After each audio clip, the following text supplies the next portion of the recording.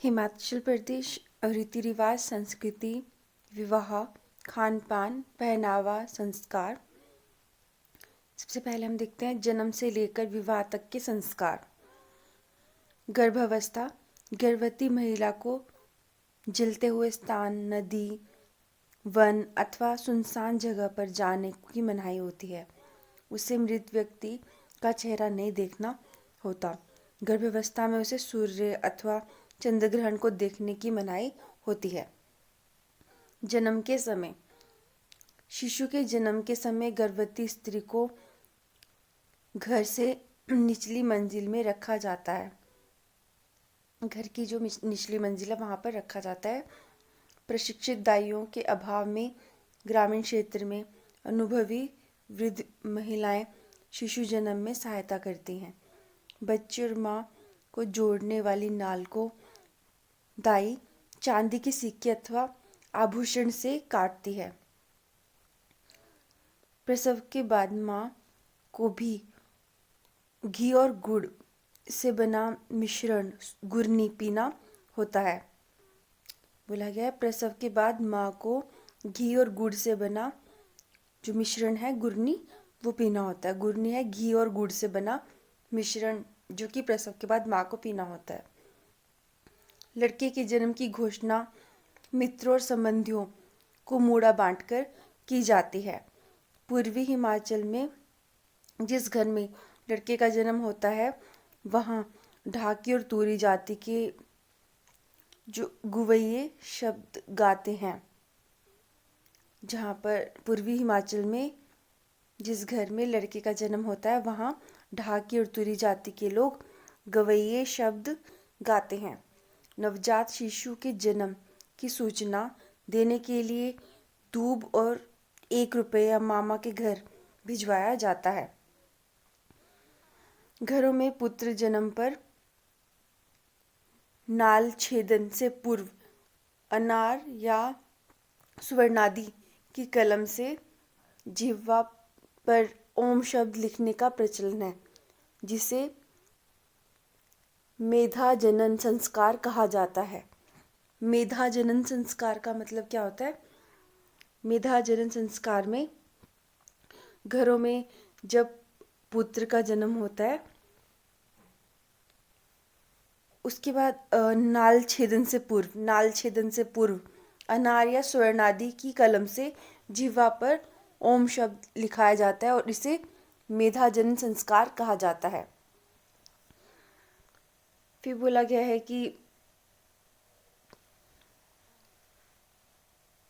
जन्म के छठे दिन बालक की दीर्घायु के लिए छठ पूजन का विधान है। जन्म के छठे दिन बालक की दीर्घायु के लिए छठ पूजन का विधान है, जिसमें भगवती बंटी या भेई विधमाता जो है उनकी पूजा की जाती है। तो जन्म के छठे दिन बालक की दीर्घायु के लिए छठ पूजन का विधान है, जिसमें भगवती बंटी भेई विधमाता की पूजा की जाती है। तो जो छठे दिन छठ पूजा होती है उसमें भगवती बंटी भेई विधमाता की पूजा की जाती है। भेई विधमाता की पूजा की जाती है। उसके बाद है सूतक, गुंतर या दसूठन। तो सूतक, गुंतर, दसूठन दिखते हैं। माता का सूतक अपवित्रता बच्चे के जन्म से 10 दिन बाद तक मानी जाती है। माता का जो सूतक है अपवित्रता बच्चे के जन्म से 10 दिन बाद तक मानी जाती है। छठ पूजन षष्ठी महोत्सव को छोड़ सभी का कार्य सूतक में वर्जित माने जाते हैं। तो छठ पूजन जो है यानी षष्ठी महोत्सव जो कि हमने पढ़ा कि भगवती बंटी भेई विधमाता की पूजा के लिए किया जाता है। छठ पूजन या षष्ठी महोत्सव उसको छोड़कर सभी का कार्य सूतक में वर्जित माने जाते हैं। बच्चे की माँ के हाथ से भोजन अथवा जल ग्रहण इस दिनों में नहीं किया जाता। गोमूत्र या गुंतर या दसूठन की रस्म बच्चे के जन्म के 10वें दिन आयोजित होती है, जिसमें माँ के सारे वस्त्र धोए जाते हैं और पूरे घर में गौमूत्र और गंगा जल पानी में मिलाकर छिड़का जाता है। तो बोला कि गौमूत्र गुंतर या दसूठन की रस्म बच्चे के जन्म के 10वें दिन आयोजित होती है, जिसमें माँ के सारे वस्त्र धोए जाते हैं और पूरे घर में गौमूत्र और गंगा जल पानी में मिलाकर छिड़का जाता है। परिवार के सभी सदस्य एवं माता गौमूत्र को चखती हैं। जो परिवार के सभी सदस्य हैं एवं माता गौमूत्र को चखती हैं, यह कार्य माता की पवित्रता का सूचक है। इस दिन पानी में मिलाकर जो हमने पढ़ा कि गौमूत्र चखा जाता है सबके द्वारा, और यह माता की पवित्रता का सूचक है। इस दिन पारिवारिक पुरोहित को बुलाकर बालक की जन्मपत्री तैयार की जाती है। तो दसूठन या गुंतर गौमूत्र के दिन जो है बालक की जन्मपत्री तैयार की जाती है। इसके बाद है नामकरण संस्कार। बच्चे का नामकरण जन्म के 10 दिन पश्चात किया जाता है। पुजारी जब कुंडली अनुसार बच्चे के नाम का पहला अक्षर बताता है, तो नामकरण के समय गुड़ और प्रसाद, भुने चावल, गेहूं के दाने का मुड़ा लोगों और संबंधियों में बांटा जाता है। लाहौल में नामकरण 1 वर्ष के भीतर किया जाता है। निम्न जातियों में, खासतौर पर कोलियों में, जन्म के महीने अथवा सप्ताह के दिनों के आधार पर नामकरण किया जाता था। जैसे बुध को बुधिया, सोमवार को सवरू, जेठ को जेठू, सोमवार को सवरू, जेठ को जेठू, चैत को चैतू आदि। किन्नौर के लोग अपने नाम के पीछे नेगी का इस्तेमाल करते हैं। जो किन्नौर के लोग होते हैं वो अपने नाम के पीछे नेगी का इस्तेमाल करते हैं। शिमला जिला में व्यक्ति के वंशजों के नाम पर उसके नाम भी पर भी पड़ जाता है। जैसे गंगाराम के बेटे को गांगटा कहा जाता है। तो बोला गया कि शिमला जिले में व्यक्ति के वंशजों का नाम उसके नाम पर भी पड़ जाता है। जैसे गंगाराम के बेटे को गांगटा कहा जाता है। यहाँ पर टा का अर्थ पुत्र अथवा वंशज के लिए प्रयोग किया होता है। जो टा है उसका अर्थ पुत्र एवं वंशज के लिए प्रयोग होता है। जब किसी के वंशज विभिन्न स्थानों पर चले जाते हैं तो वह नया उपनाम धारण कर लेते हैं। जैसे गंगटा परिवार में रामलाल अलग जगह बसने पर उसके वंशज रामटा कहलाने लगते हैं। जैसे गंगटा परिवार में रामलाल जो है वो अलग जगह बसने पर उसका वंशज क्या बोला जाएगा, रामटा कहलाने लगते हैं। कई क्षेत्रों में टा के स्थान पर एक शब्द प्रयोग में होता है। जैसे यहाँ रामटा को रमैक कहा जाता है। बालक राम का वंशज होगा उसे ब्लैक कहलाते हैं। रामटा को रमैक बोलेंगे, बालक को ब्लैक बोलेंगे। तो हमने देखा कि टा जो शब्द का प्रयोग है ज़्यादातर कहाँ किया जाता है, शिमला जिला में। इसके बाद बोला है अन्नप्राशन जो है संस्कार। अन्नप्राशन जो है संस्कार शिशु के 6ठे माह में अन्नप्राशन करने का विधान है, जिसे अन्न देना कहते हैं। बच्चे को जौ या गेहूं का सत्तू शहद के साथ चटाया जाता है। जो गेहूं है, जौ या गेहूं का सत्तू शहद के साथ चटाया जाता है। 6ठे महीने में होता है अन्नप्राशन संस्कार। अन्नप्राशन संस्कार। उसके बाद है मुंडन संस्कार। तो मुंडन संस्कार में शिशु के जन्म के तीसरे या पांचवें वर्ष शिशु के जन्म के तीसरे या पांचवें वर्ष में बच्चे का मुंडन करने का विधान है। कई बार प्रथम वर्ष में भी इस संस्कार को संपन्न किया जाता है। शुभ मुहूर्त में नाई कुलदेवी के मंदिर में बाल काटता है। कई जगह मामा की गोद में बाल कटवाए जाते हैं। बालों को पवित्र जल में प्रभावित किया जाता है। मुंडन संस्कार को जट्टू भी कहा जाता है। मुंडन संस्कार को क्या बोलते हैं, जट्टू। मुंडन संस्कार को जट्टू भी कहा जाता है। मुंडन संस्कार को क्या बोलते हैं, जट्टू बोलते हैं मुंडन संस्कार को। फिर है अक्षरारंभ संस्कार।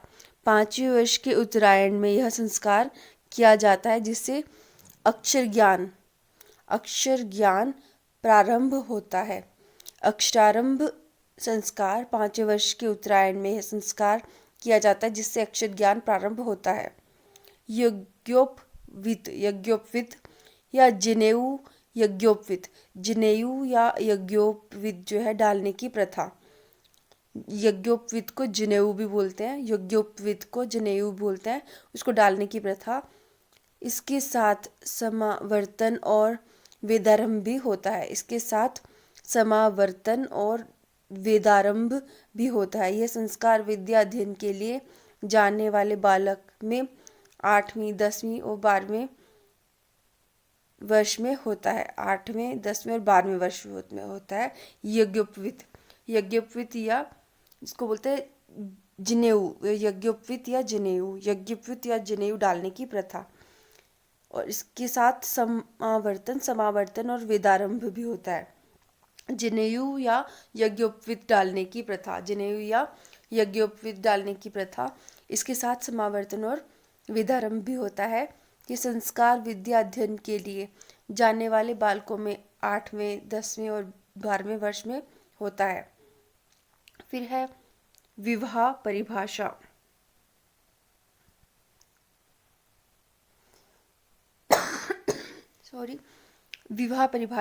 विवाह एक या अधिक पुरुषों का एक या अधिक स्त्रियों के साथ होने वाला वह बंधन है जिसे प्रथा या कानून स्वीकार करता है।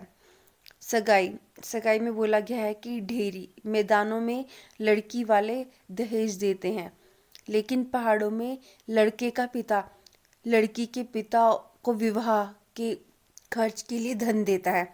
यह राशि ढेरी कहलाती है। यहाँ पर क्या करता है, लड़के का पिता विवाह में खर्च के लिए धन देता है, यह राशि कहलाती है ढेरी।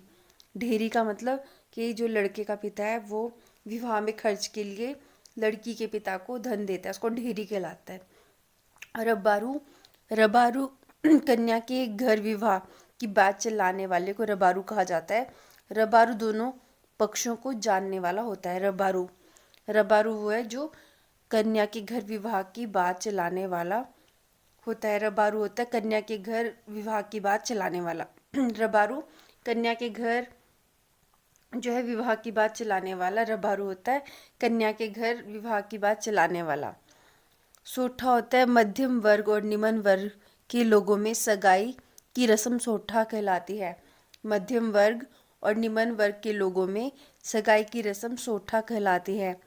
चंबा में इसे बंधा देना बोलते हैं। सगाई को जो मध्यम वर्ग है और निम्न वर्ग है वो सोठा कहलाती है। सगाई की जो रस्म है वो निम्न और मध्य वर्ग में क्या कहलाती है, सोठा सगाई को बोलते हैं। और चंबा में सगाई को क्या बोलते हैं, बंधा देना। चंबा में सगाई को बंधा देना बोलते हैं। मंडी में सगाई को क्या बोलते हैं, बरीना। मंडी में सगाई को बरीना बोलते हैं। सोठा का मतलब क्या होता है, जब मध्यम वर्ग और निम्न वर्ग के लोग सगाई की रस्म जब कराते हैं तो उसमें सोठा कहलाती है। मध्यम वर्ग और निम्न वर्ग के लोगों में सगाई की रस्म सोठा कहलाती है। चंबा में से बंधा देना बोलते हैं। चंबा में सगाई की रस्म या सोठा को क्या बोलते हैं, बंधा देना। मंडी में सगाई की रस्म या सोठा को क्या बोलते हैं, बरीना। और कांगड़ा में दोनों पक्षों द्वारा रिश्ता स्वीकार करने को नाता हो जाना कहते हैं। कांगड़ा में दोनों पक्षों द्वारा रिश्ता स्वीकार करने को नाता हो जाना कहते हैं। लड़के का पिता है पुजारी को कुछ आभूषण रुपए देकर लड़की के पिता के पास भेजता है, जिसे सोठा कहा जाता है। कांगड़ा में दोनों पक्षों द्वारा रिश्ता स्वीकार करने को नाता हो जाना कहते हैं। लड़के का पिता पुजारी को कुछ आभूषण रुपए देकर लड़की के पिता के पास भेजता है, जिसे सोठा कहा जाता है। सिरमौर में लड़के वाले लड़की वालों को सगाई के अवसर पर 1 किलो घी और शक्कर भेजते हैं, जिससे यदि लड़की वाले स्वीकार कर लेते हैं तो सगाई को पक्का माना जाता है। तो बोला कि सिरमौर में लड़के वाले लड़की वालों को सगाई के अवसर पर 1 किलो घी और शक्कर भेजते हैं। 1 किलो घी और शक्कर भेजते हैं। यदि लड़की वाले स्वीकार कर लेते हैं तो सगाई को पक्का माना जाता है। फिर है बट्टा सट्टा। बट्टा सट्टा मतलब अदला बदली। बट्टा सट्टा मतलब अदला बदली। सगाई या मंगनी की इस विधि में दो परिवार रहते हैं। बट्टा सट्टा या अदला बदली, सगाई या मंगनी की इस विधि में दो परिवार रहते हैं, जिसमें एक परिवार का भाई अपनी सगी या चचेरी बहन का विवाह अपनी होने वाली पत्नी के भाई या चचेरे भाई से करता है। ये था बट्टा सट्टा। बट्टा सट्टा, यहाँ अदला बदली होती है। सगाई या मंगनी इस विधि में दो परिवार रहते हैं, जिसमें एक परिवार का जो भाई है अपनी बहन, सगी बहन या चचेरी जो बहन है, उसका विवाह अपनी होने वाली पत्नी के भाई या चचेरे भाई से करता है। ये था बट्टा सट्टा। अब है अट्टा सट्टा। अट्टा सट्टा, इसमें एक परिवार दूसरे को और दूसरा तीसरे को और तीसरा चौथे को लड़की देने का वादा करता है। यहाँ पर विवाह श्रृंखला रहती है। अट्टा सट्टा में विवाह की श्रृंखला है। अट्टा सट्टा में क्या है? अट्टा सट्टा में इसमें एक परिवार दूसरे को, दूसरा तीसरे को और तीसरा चौथे को लड़की देने का वायदा करता है। एक परिवार दूसरे को, दूसरा तीसरे को, तीसरा चौथे को लड़की देने का वादा करता है। ये अट्टा सट्टा है। अट्टा सट्टा, यहाँ पर श्रृंखला रहती है, इसमें विवाह श्रृंखला रहती है। फिर है उसके बाद विवाह के प्रकार। हिमाचल प्रदेश में बहुपति प्रथा विद्यमान है। यहाँ पर भ्रातृक बहुपति प्रथा ऊपरी हिमाचल में प्रचलित है। यहाँ लड़की का विवाह बड़े भाई से होता है और वह सब भाइयों की पत्नी बन जाती है। यहाँ जो लड़की का विवाह है वो बड़े भाई से होता है और वह सब भाइयों की पत्नी बन जाती है। यह प्रथा है पांडवों की विरासत है।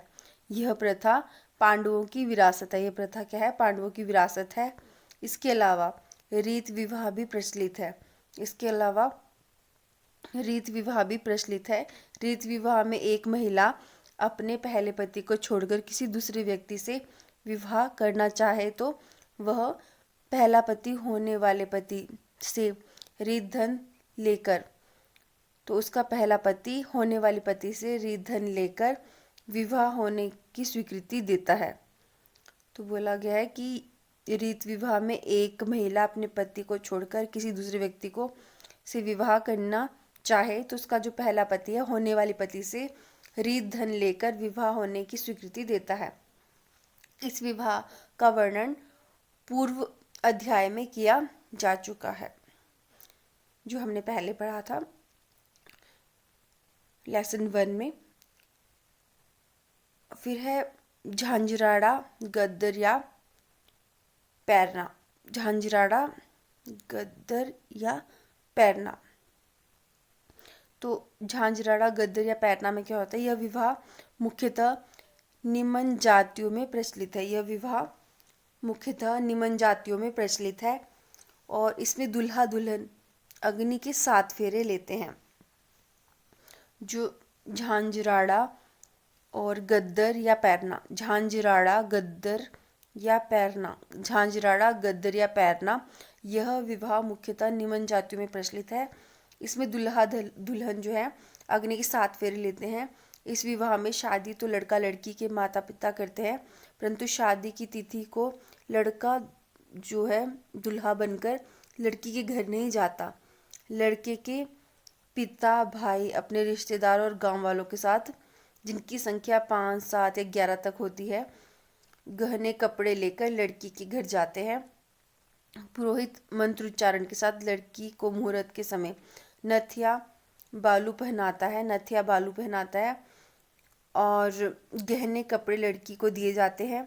उसी दिन या अगले दिन लड़के वाले लड़की को लेकर घर आ जाते हैं। लड़की का स्वागत वर पक्ष की स्त्रियां करती हैं। लड़की के जो सगे संबंधी के भी साथ में आते हैं। जो लड़की के सगे संबंधी होते हैं वो भी साथ में आते हैं। घर के दरवाजे के सामने गेहूं या चावल की एक टोकरी, पानी से भरा घड़ा, एक दिया रखा जाता है। गणेश जी की पूजा की जाती है।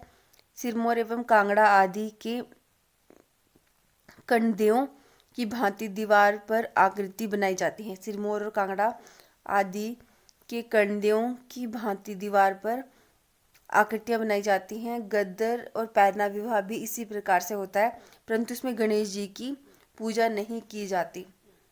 तो बोला कि जो झांझराड़ा, गद्दर या पैरना, झांझराड़ा, गद्दर, पैरना तो निम्न जातियों में प्रचलित है। झांझराड़ा, गद्दर या पैरना, झांझराड़ा, गद्दर या पैरना निम्न जातियों में प्रचलित है। यहाँ पर 7 फेरे नहीं लेते। दुल्हा दुल्हन अग्नि के 7 फेरे नहीं लेते। जो दुल्हा दुल्हन है वो अग्नि के 7 फेरे नहीं लेते। निम्न जातियों में होता है, जो लड़के वालों के घर वालों से 5, 7 या 11 लोग जाते हैं और लड़की को गहने वगैरह देकर उसे ले आते हैं। फिर बोला कि जो भी घर के दरवाजे के सामने गेहूं या चावल की एक टोकरी, पानी से भरा घड़ा, एक दिया रखा जाता है और गणेश जी की पूजा की जाती है। जो झांझराड़ा है उसमें बोला गया है कि गणेश जी की पूजा की जाती है। झांझराड़ा में गणेश जी की पूजा की जाती है, लेकिन इसके विपरीत बोला गया है कि गद्दर और पैरना विवाह में इसी प्रकार का तो होता है, लेकिन इसमें गणेश जी की पूजा नहीं की जाती। गणेश जी की पूजा नहीं की जाती। और जो झांझराड़ा है उसमें गणेश जी की पूजा की जाती है, और गद्दर और पैरना में गणेश जी की पूजा नहीं की जाती। गद्दर और पैरना में गणेश जी की पूजा नहीं की जाती। सिरमौर और जो कांगड़ा है वहाँ पर आदि में कंडेयों की भांति दीवार पर आकृतियां बनाई जाती हैं। सिरमौर और कांगड़ा आदि में कंडेयों की भांति दीवार पर आकृतियां बनाई जाती है। किसकी भांति? कंडेयों की भांति सिरमौर और कांगड़ा में दीवार पर आकृतियां बनाई जाती है। और झंझराड़ा में शिव पूजा की जाती है, लेकिन गद्दर और पैरना में शिव पूजा नहीं की जाती। और झंझराड़ा, गद्दर, पैरना में क्या है, जो लड़का लड़की है, दूल्हा दुल्हन, वो अग्नि के 7 फेरे नहीं लेते। झंझराड़ा, गद्दर और पैरना में लड़का लड़की जो है वो अग्नि के 7 फेरे नहीं लेते। झंझराड़ा, गद्दर और पैरना में झांझराड़ा, गद्दर, पैरना में लड़का लड़की अग्नि के 7 फेरे नहीं लेते। इसके बाद है नेक्स्ट जो विवाह का प्रकार है वो है घरासनी। घरासनी जो नेक्स्ट रस्म है घरासनी।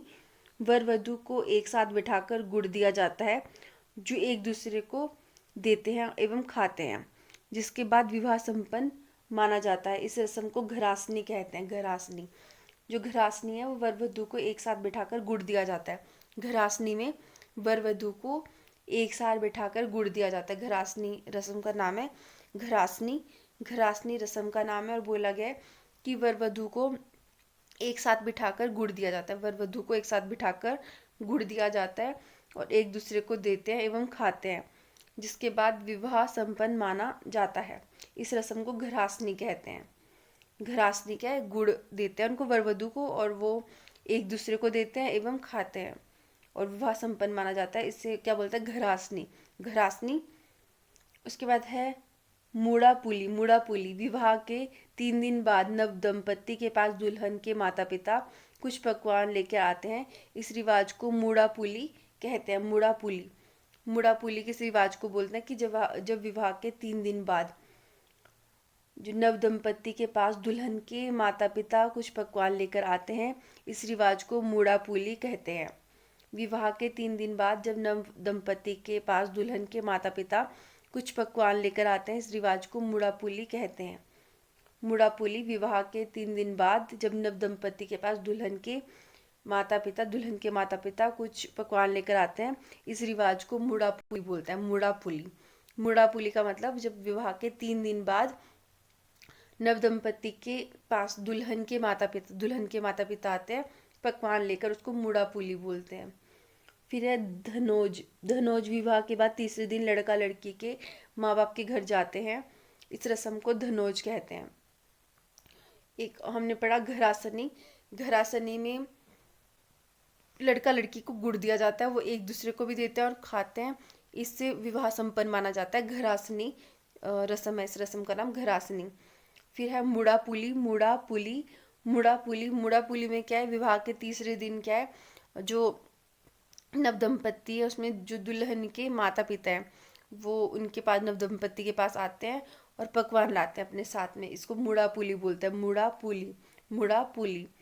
फिर धनोज। धनोज में क्या है? विवाह के तीसरे दिन है ये भी, और लड़का लड़की के जो माँ बाप है वो, लड़का जो है वो लड़की के माँ बाप के घर जाता है, जो लड़का है वो लड़की के माँ बाप के घर जाते हैं, और इस रस्म को धनोज बोलते हैं, धनोज कहते हैं। विवाह के बाद तीसरे दिन लड़का जो है लड़की के माँ बाप के घर जाते हैं, और इस रस्म को धनोज कहते हैं, धनोज धनोज। इसके बाद है विवाह का नेक्स्ट प्रकार जो है जेराड फूकी या बराड़ फूक या झिंड फूक। तो क्या क्या नाम है इनका? जेराड फूक या तो जेराड फूक है, जेराड फूक, बराड़ फूक या झिंडी फूक। जेराड फूकी, जेराड फूकी, बराड़ फूक या फिर झिंडी फूक। यह भगाकर की गई शादी है। जो जेराड फूक है, बराड़ फूक या फिर झिंडी फूक भगाकर की गई शादी है, इसलिए इसे अच्छा नहीं समझा जाता, इसलिए इसे अच्छा नहीं समझा जाता। नीमन क्षेत्रों में बराड़ फूक, कांगड़ा में जेराड फूक और चंबा में से झिंडी फूक विवाह कहते हैं। निमन क्षेत्रों में इसको बराड़ फूक, निमन क्षेत्रों में क्या बोलते हैं, भगाकर किया गया विवाह बराड़ फूक।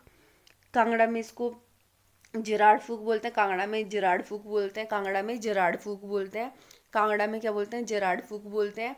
निमन क्षेत्रों में बराड़ फूक, कांगड़ा में जेराड फूक, कांगड़ा में जेराड फूक, निमन क्षेत्रों में बराड़ फूक, निमन क्षेत्रों में बराड़ फूक, कांगड़ा में जेराड फूक, कांगड़ा में जेराड फूक, कांगड़ा में जेराड फूक। और चंबा में से झिंडी फूक विवाह कहते हैं, चंबा में झिंडी फूक, चंबा में झिंडी फूक।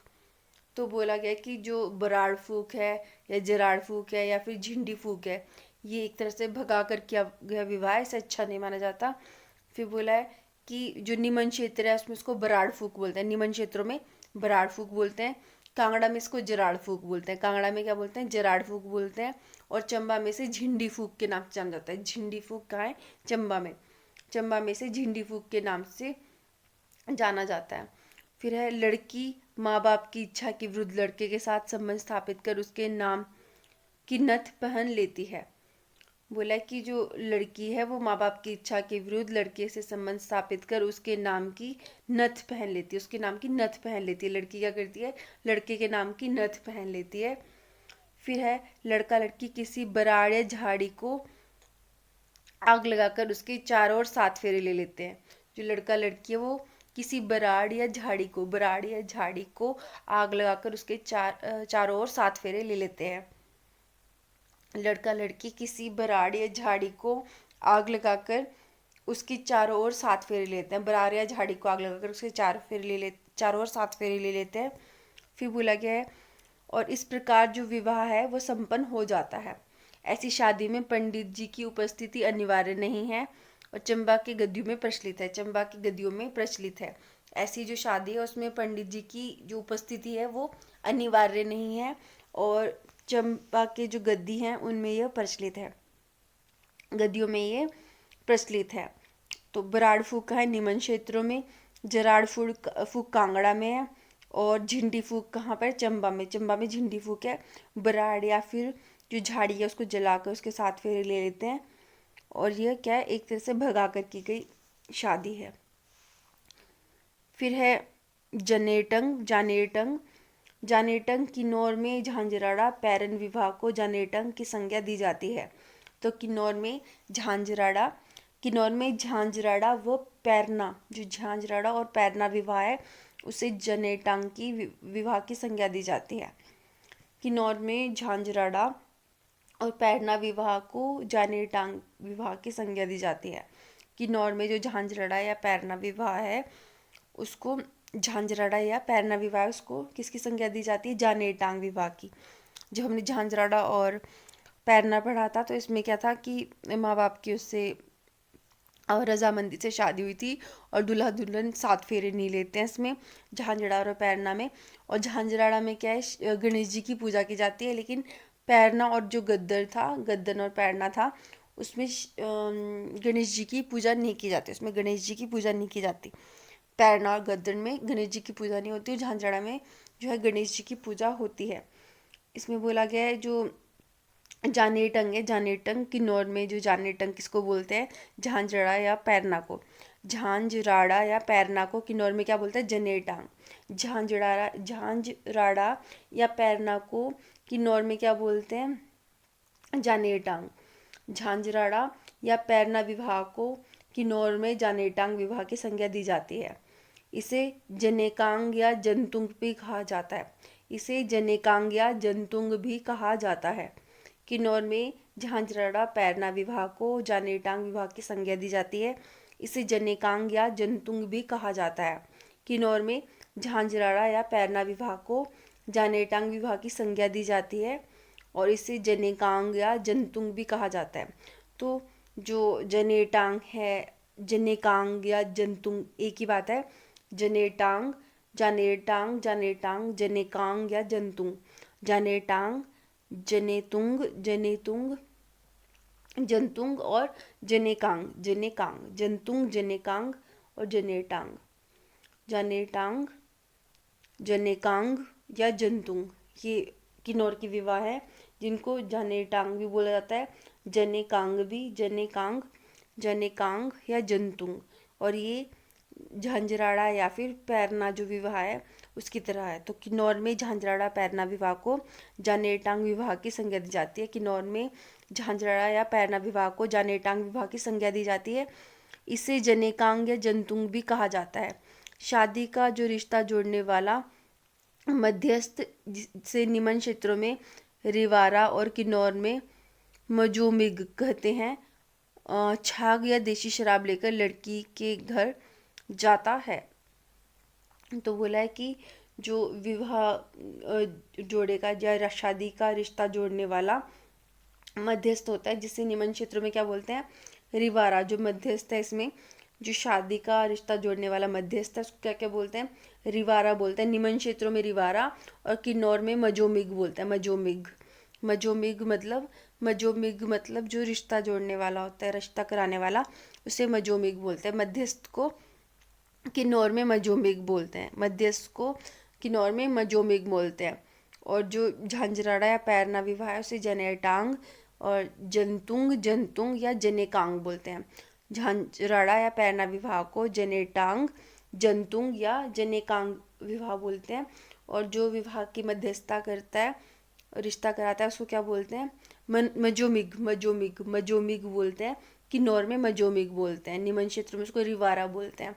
निम्न क्षेत्रों में क्या बोलते हैं, रिवारा।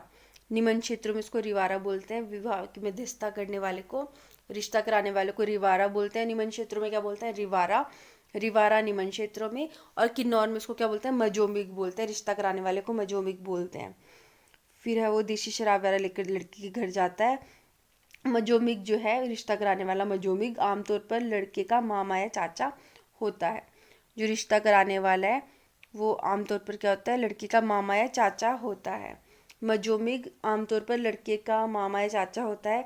यदि लड़की वालों को लड़का योग्य नहीं लगता तो बात को टालने के लिए बहाना बनाते हैं और मजोमिग छाग पिलाए बिना वापस लौट जाता है। और मजोमिग क्या है, छाग पिलाए बिना वापस लौट आता है। यदि विवाह प्रस्ताव स्वीकार कर लिया जाता है तो मजोमिग जो है, रिश्ता कराने वाला मजोमिग, 5 रुपये छांग की बोतल एवं उसकी ढक्कन पर लगा मक्खन लड़की के पिता के सामने रख देता है। और यदि जो है रिश्ता या प्रस्ताव स्वीकार कर लिया जाता है तो मजोमिग क्या करता है, 5 रुपये छांग की बोतल, 5 रुपये छांग की बोतल एवं उसकी ढक्कन पर लगा मक्खन लड़की के पिता के सामने रख देता है। 5 रुपये छांग की बोतल और उसके ढक्कन पर लगा जो मक्खन है, उसकी ढक्कन पर लगा मक्खन लड़की के पिता के सामने रख देता है।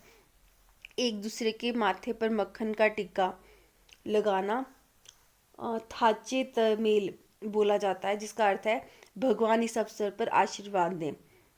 बोला एक दूसरे के माथे पर जो मक्खन का टीका है, मजोमिग और जो लड़की का पिता, अगर वो एक दूसरे के माथे पर मक्खन का टीका ये लगाते हैं, और यह प्रथा जो है थाचे तमेल बोला जाता है, इसको बोलते हैं थाचे तमेल, थाचे तमेल बोला जाता है, जिसका अर्थ है भगवान इस अवसर पर आशीर्वाद दे। थाचे तमेल, मक्खन का टीका लगाते हैं एक दूसरे के माथे पर, थाचे तमेल, थाचे तमेल, थाचे तमेल, थाचे तमेल होता है एक दूसरे के सर पे मक्खन का टीका लगाना, थाचे तमेल बोलते हैं उसको। एक दूसरे के सर पे जो है मक्खन का टीका लगाना थाचे तमेल बोला जाता है, और इसका अर्थ होता है भगवान इस अवसर पर आशीर्वाद दे। एक दूसरे के माथे पर मक्खन का टीका लगाना थाचे तमेल होता है। थाचे तमेल मक्खन का टीका लगाना थाचे तमेल। और इसका अर्थ होता है कि भगवान इस अवसर अवसर पर आशीर्वाद दें। बोतल से छांग को खुशी खुशी पिया जाता है। बोतल से जो छांग होती है उसको खुशी खुशी पिया जाता है। फिर बोला है कि यह प्रथा कोर्यांग कहलाती है। यह प्रथा क्या है? कोर्यांग कहलाती है। यह प्रथा कोर्यांग कहलाती है। बोतल से छांग को खुशी खुशी पिया जाता है। यह प्रथा क्या कहलाती है? कोर्यांग कहलाती है। लड़के का मामा इसके बाद 2-3 बार फिर छांग लेकर लड़की के घर जाता है। अंतिम बार वह लड़की वालों को लामा द्वारा निश्चित की गई शादी की तिथि बताता है। अंतिम बार वह लड़की वालों को लामा द्वारा निश्चित की गई शादी की तिथि बताता है।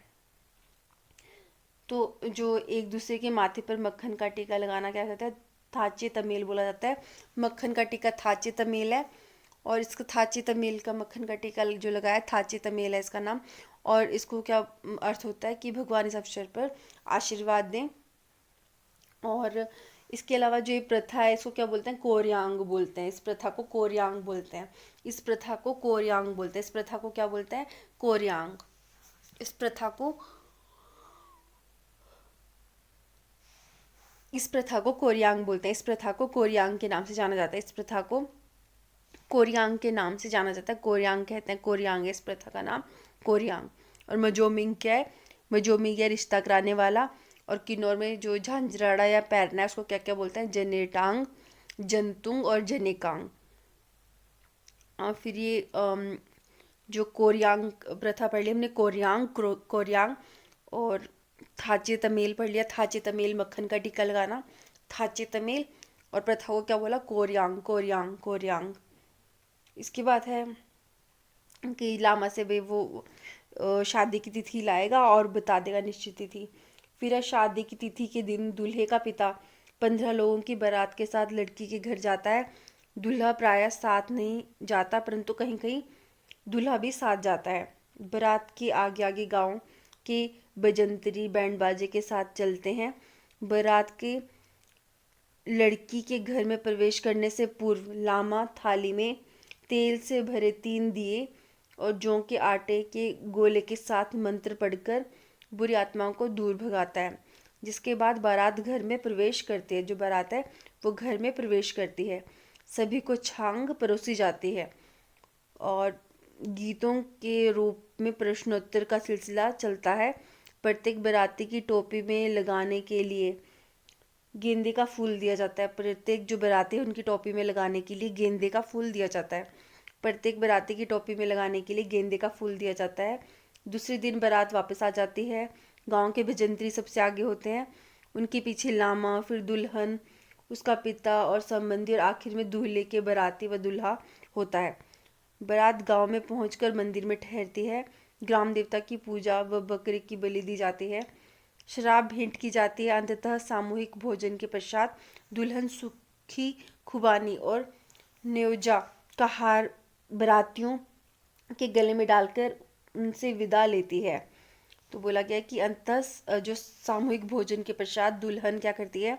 सुखी खुबानी और न्योजा का हार, सुखी खुबानी और न्योजा का हार, सुखी खुबानी और जो न्योजा का हार है वो बारातियों के गले में डालकर उनसे विदा लेती है। विवाह के पश्चात जब नववधु पहली बार अपने माता पिता के यहाँ जाती है तो इसे मैतन गास्मा कहते हैं। जो विवाह के पश्चात जब दुल्हन अपने माता पिता के घर पहली बार जाती है उसको क्या बोलते हैं? मैतन गास्मा मतलब जब किन्नौर में विवाह के पश्चात दुल्हन पहली बार अपने माता पिता के घर जाती है तो उसको बोलते हैं मैतन गास्मा क्या होता है? जब विवाह के पश्चात नववधु पहली बार अपने माता पिता के यहाँ जाती है उसको मैतन गास्मा बोलते हैं। मैतन गास्मा क्या है? जब विवाह के पश्चात नववधु पहली बार अपने माता पिता के यहाँ जाती है उसको क्या बोलते हैं? मैतन गास्मा कहते हैं।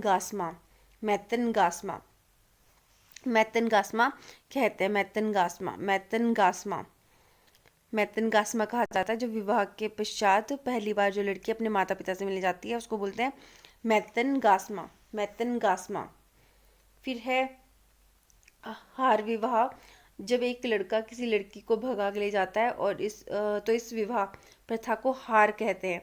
ये घटना मेले या आस पड़ोस की शादी के दौरान घटती है। भागने या भगाए जाने की घटना के बाद लड़की के माता पिता एवं गांव के बुजुर्ग लड़के के माता पिता को जुर्माना लगाते हैं और जो लड़की का पिता लड़के वालों को इस अपमानजनक व्यवहार को क्षमा करने के बदले में पैसा मांगता है, जिसे इज्जत कहा जाता है।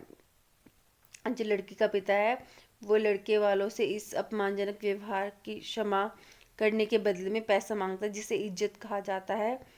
यह राशि 500 रुपये तक होती है, जिसे वहीं पर चुका दिया जाता है। यह राशि 500 रुपये तक होती है, जिससे वहीं पर चुका दिया जाता है। किन्नौर में हार प्रथा को डुबडुब या खुचीस या अथवा खूटा कीमा कहा जाता है। जो किन्नौर है वहाँ पर भगाने की जो प्रथा है, हार प्रथा, हार विवाह जो है, हार प्रथा को क्या बोलते हैं? डुबडुब, खुचीस या खुट्टा कीमा। किन्नौर में हार प्रथा को क्या बोलते हैं? डुबडुब, खुचीस या फिर खुट्टा कीमा। किन्नौर में हार प्रथा को डुबडुब या खुचीस या खुट्टा कीमा कहा जाता है। किन्नौर में हार प्रथा को डुबडुब या खुचीस या फिर खुट्टा कीमा कहा जाता है। किन्नौर में हार प्रथा को डुबडुब या खुचीस या फिर खुट्टा कीमा कहा जाता है। किन्नौर में हार प्रथा को डुबडुब, खुचीस या फिर खुट्टा कीमा कहा जाता है। किन्नौर में हार प्रथा को डुबडुब या खुचीस या फिर खुट्टा कीमा कहा जाता है। किन्नौर में हार प्रथा को डुबडुब या खुचीस या फिर खुट्टा कीमा कहा जाता है। किन्नौर में हार प्रथा को डुबडुब, खुचीस या फिर खुट्टा कीमा कहा जाता है। किन्नौर में जो हार प्रथा है उसको क्या क्या बोलते हैं? डुबडुब, खुचीस या फिर खुट्टा कीमा। किन्नौर में जो हार प्रथा है इसको डुबडुब, खुचीस या खुट्टा कीमा। डुबडुब, खुचीस या खुट्टा कीमा क्या है? किन्नौर में हार जो प्रथा है उसको डुबडुब, खुचीस या खुट्टा कीमा कहा जाता है। फिर है 1 माह बाद जब लड़का लड़की को लेकर उनके मायके जाता है तो अपने साथ 3-4 टोकरी सूखे मेवे, खुबानी और न्योजे की माला, जिसे रम युलांग कहते हैं, ले जाता है। तो हमने पढ़ा कि किन्नौर में जो हार विवाह उसको क्या क्या बोलते हैं? डुबडुब, खुचीस और खुट्टा कीमा। डुबडुब, खुचीस या खुट्टा कीमा। और फिर जब लड़का लड़की को लेकर मायके जाता है उसके, तो वो 3-4 जो है टोकरी सूखे मेवे ले जाता है, खुबानी और न्योजा की माला में रमयुलांग कहते हैं। तो बोला है सूखे मेवे की माला ले जाते हैं, जिसको क्या बोलते हैं? सूखे मेवे की माला को क्या बोलते हैं? रमयुलांग कहते हैं। रमयुलांग कहते हैं, ले जाता है। तो सूखे मेवे की जो माला है उसको क्या बोलते हैं? रमयुलांग कहते हैं। सूखे मेवे की जो सूखे मेवे की माला है, सूखे मेवे की माला को रमयुलांग कहते हैं। रमयुलांग है सूखे मेवे की माला, रमयुलांग क्या है? सूखे मेवे की माला, रमयुलांग। फिर बोला इस समारोह को स्टेन रानिक कहा जाता है। इस समारोह को स्टेन रानिक कहा जाता है। लड़की का पिता या भाई कुछ दिनों बाद लड़की को उसके ससुराल उपहार सहित छोड़ते हैं। इस प्रकार डुबडुब पूर्ण होता है। इस प्रकार डुबडुब विवाह जो है वो पूर्ण होता है। बोला कि 1 माह बाद जब लड़का लड़की को लेकर उसके मायके जाते हैं तो उसको अपने साथ 3-4 टोकरी सूखे मेवे की माला, जिसे रमयुलांग कहते हैं, ले जाता है। सूखे मेवे की माला को क्या बोलते हैं? रमयुलांग क्या है? सूखे मेवे की माला। सूखे मेवे की माला क्या है? रमयुलांग। सूखे मेवे की माला क्या है? रमयुलांग। सूखे मेवे की माला जिसे रमयुलांग कहते हैं, ले जाता है। और इस समारोह को क्या बोलते हैं? स्टेन रानिक, जो उसको वापस ले जाता है 1 माह बाद। और सूखे मेवे की माला रमयुलांग ले जाता है। रमयुलांग जो ले जाता है सूखे मेवे की माला रमयुलांग ले जाता है। और 1 माह बाद लड़की को लेकर उसके मायके जाता है और सूखे मेवे की माला रमयुलांग ले जाता है। रमयुलांग जो कहते हैं उसको रमयुलांग माला को बोलते हैं। सूखे मेवे की माला को रमयुलांग कहते हैं। और इस जो प्रथा है इसको क्या बोलते हैं? इस समारोह को स्टेन रानिक कहते हैं। स्टेन रानिक कहते हैं।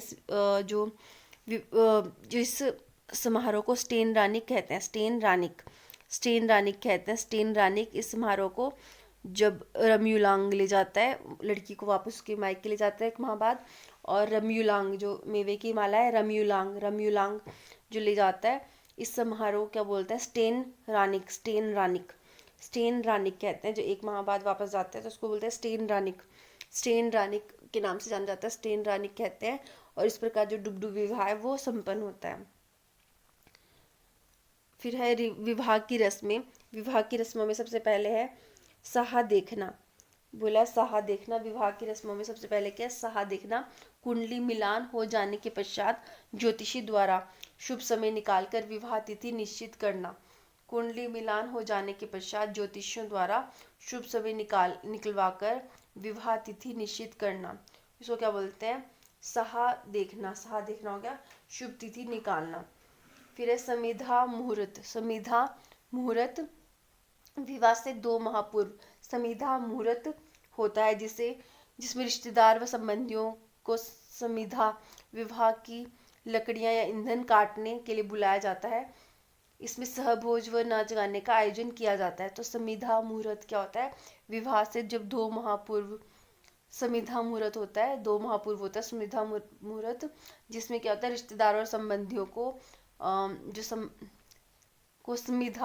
रिश्तेदारों और संबंधियों को जो समिधा है विवाह की लकड़ियां और ईंधन, समिधा मतलब विवाह की लकड़ियां और ईंधन काटने के लिए बुलाया जाता है। और सहभोज व नाच गाना होता है। इसको क्या बोलते हैं, समिधा मुहूर्त में परिवार से सारे संबंधी आएंगे, रिश्तेदार आएंगे, और वो समिधा मतलब लकड़ी या ईंधन, जो लकड़ी और ईंधन है विवाह की लकड़ी या ईंधन, वो काटेंगे और नाच गाना वगैरह करेंगे, सहभोजन होएगा।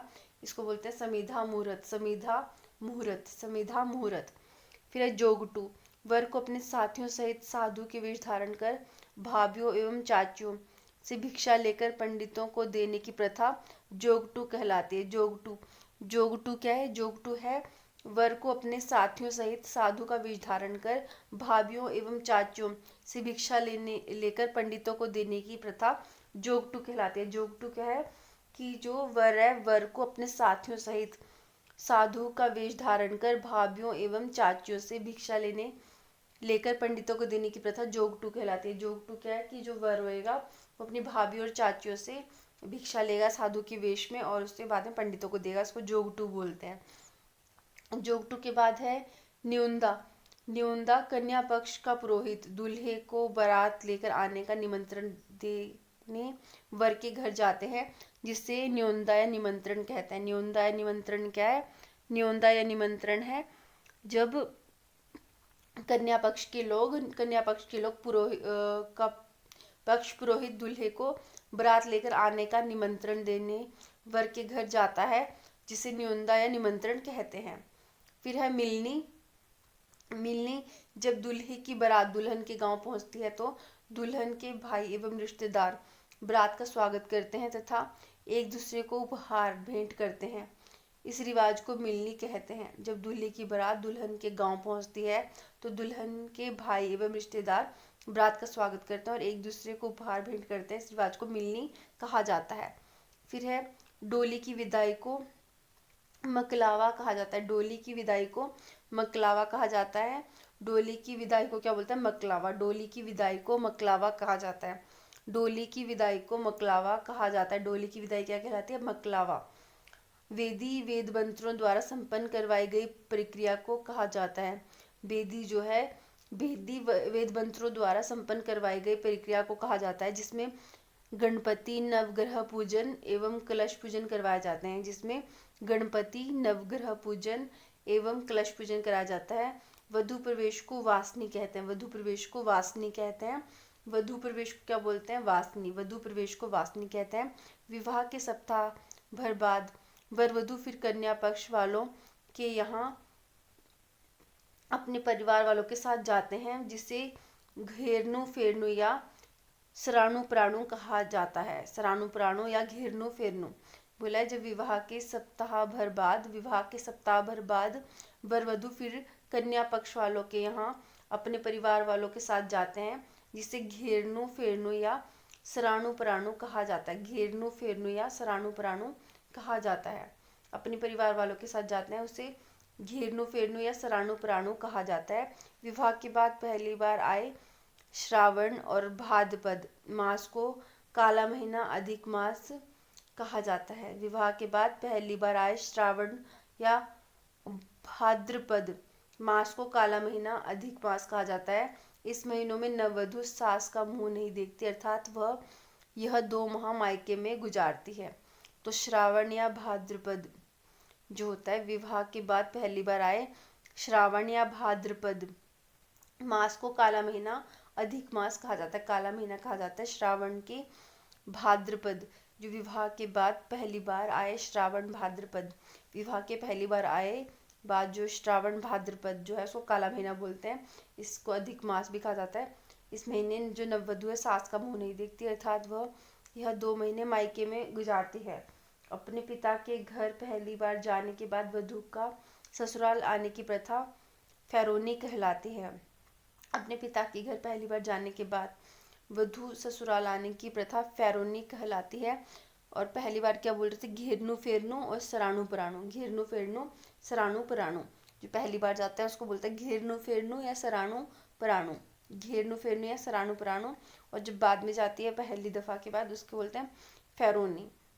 गद्दी समुदाय में घर जमांतरु विवाह एवं विवाह प्रथा विद्यमान है, जिसमें दूल्हा 7 से 10 वर्ष तक अपने भावी पत्नी के घर में रहकर काम करता है। कांगड़ा चंबा में विधवा विवाह झांझराड़ा या गुड़नी अथवा चोला डोरी कहलाता है। तो चंबा कांगड़ा में विधवा विवाह झांझराड़ा या गुड़नी अथवा चोला डोरा कहलाता है। तो कांगड़ा चंबा में क्या होता है, जो विधवा विवाह होता है, विधवा विवाह को क्या बोलते हैं, झांझराड़ा या गुड़नी अथवा चोला डोरी। चोला डोरी कहलाता है, चोला डोरी कहलाता है, चोला डोरी कहलाता है।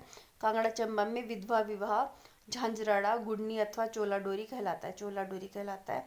कांगड़ा चंबा में विधवा विवाह क्या कहलाता है, झांझराड़ा गुड़नी, झांझराड़ा गुड़नी, झांझराड़ा गुड़नी या फिर चोला डोरा कहलाता है, चोला डोरा कहलाता है। तो बोला कि डोली की विदाई को मकलावा कहा जाता है। डोली की विदाई को क्या बोलता है, मकलावा। डोली की विदाई को मकलावा कहा जाता है। और वेदी वेद मंत्रों द्वारा संपन्न करवाई गई प्रक्रिया को कहा जाता है। वेदी जो है, डोली की विदाई को मकलावा बोलेंगे, डोली की विदाई को मकलावा, डोली की विदाई को मकलावा, डोली की विदाई को मकलावा कहा जाता है। वेदी वेद मंत्र द्वारा संपन्न करवाई गई प्रक्रिया को कहा जाता है, जिसमें गणपति नवग्रह पूजन एवं कलश पूजन करवाए जाते हैं। वधु प्रवेश को वासनी कहते हैं, वधु प्रवेश को वासनी बोलते हैं, वधु प्रवेश को क्या बोलते हैं, वासनी। वधु प्रवेश को वासनी कहा जाता है, वधु प्रवेश को वासनी कहा जाता है।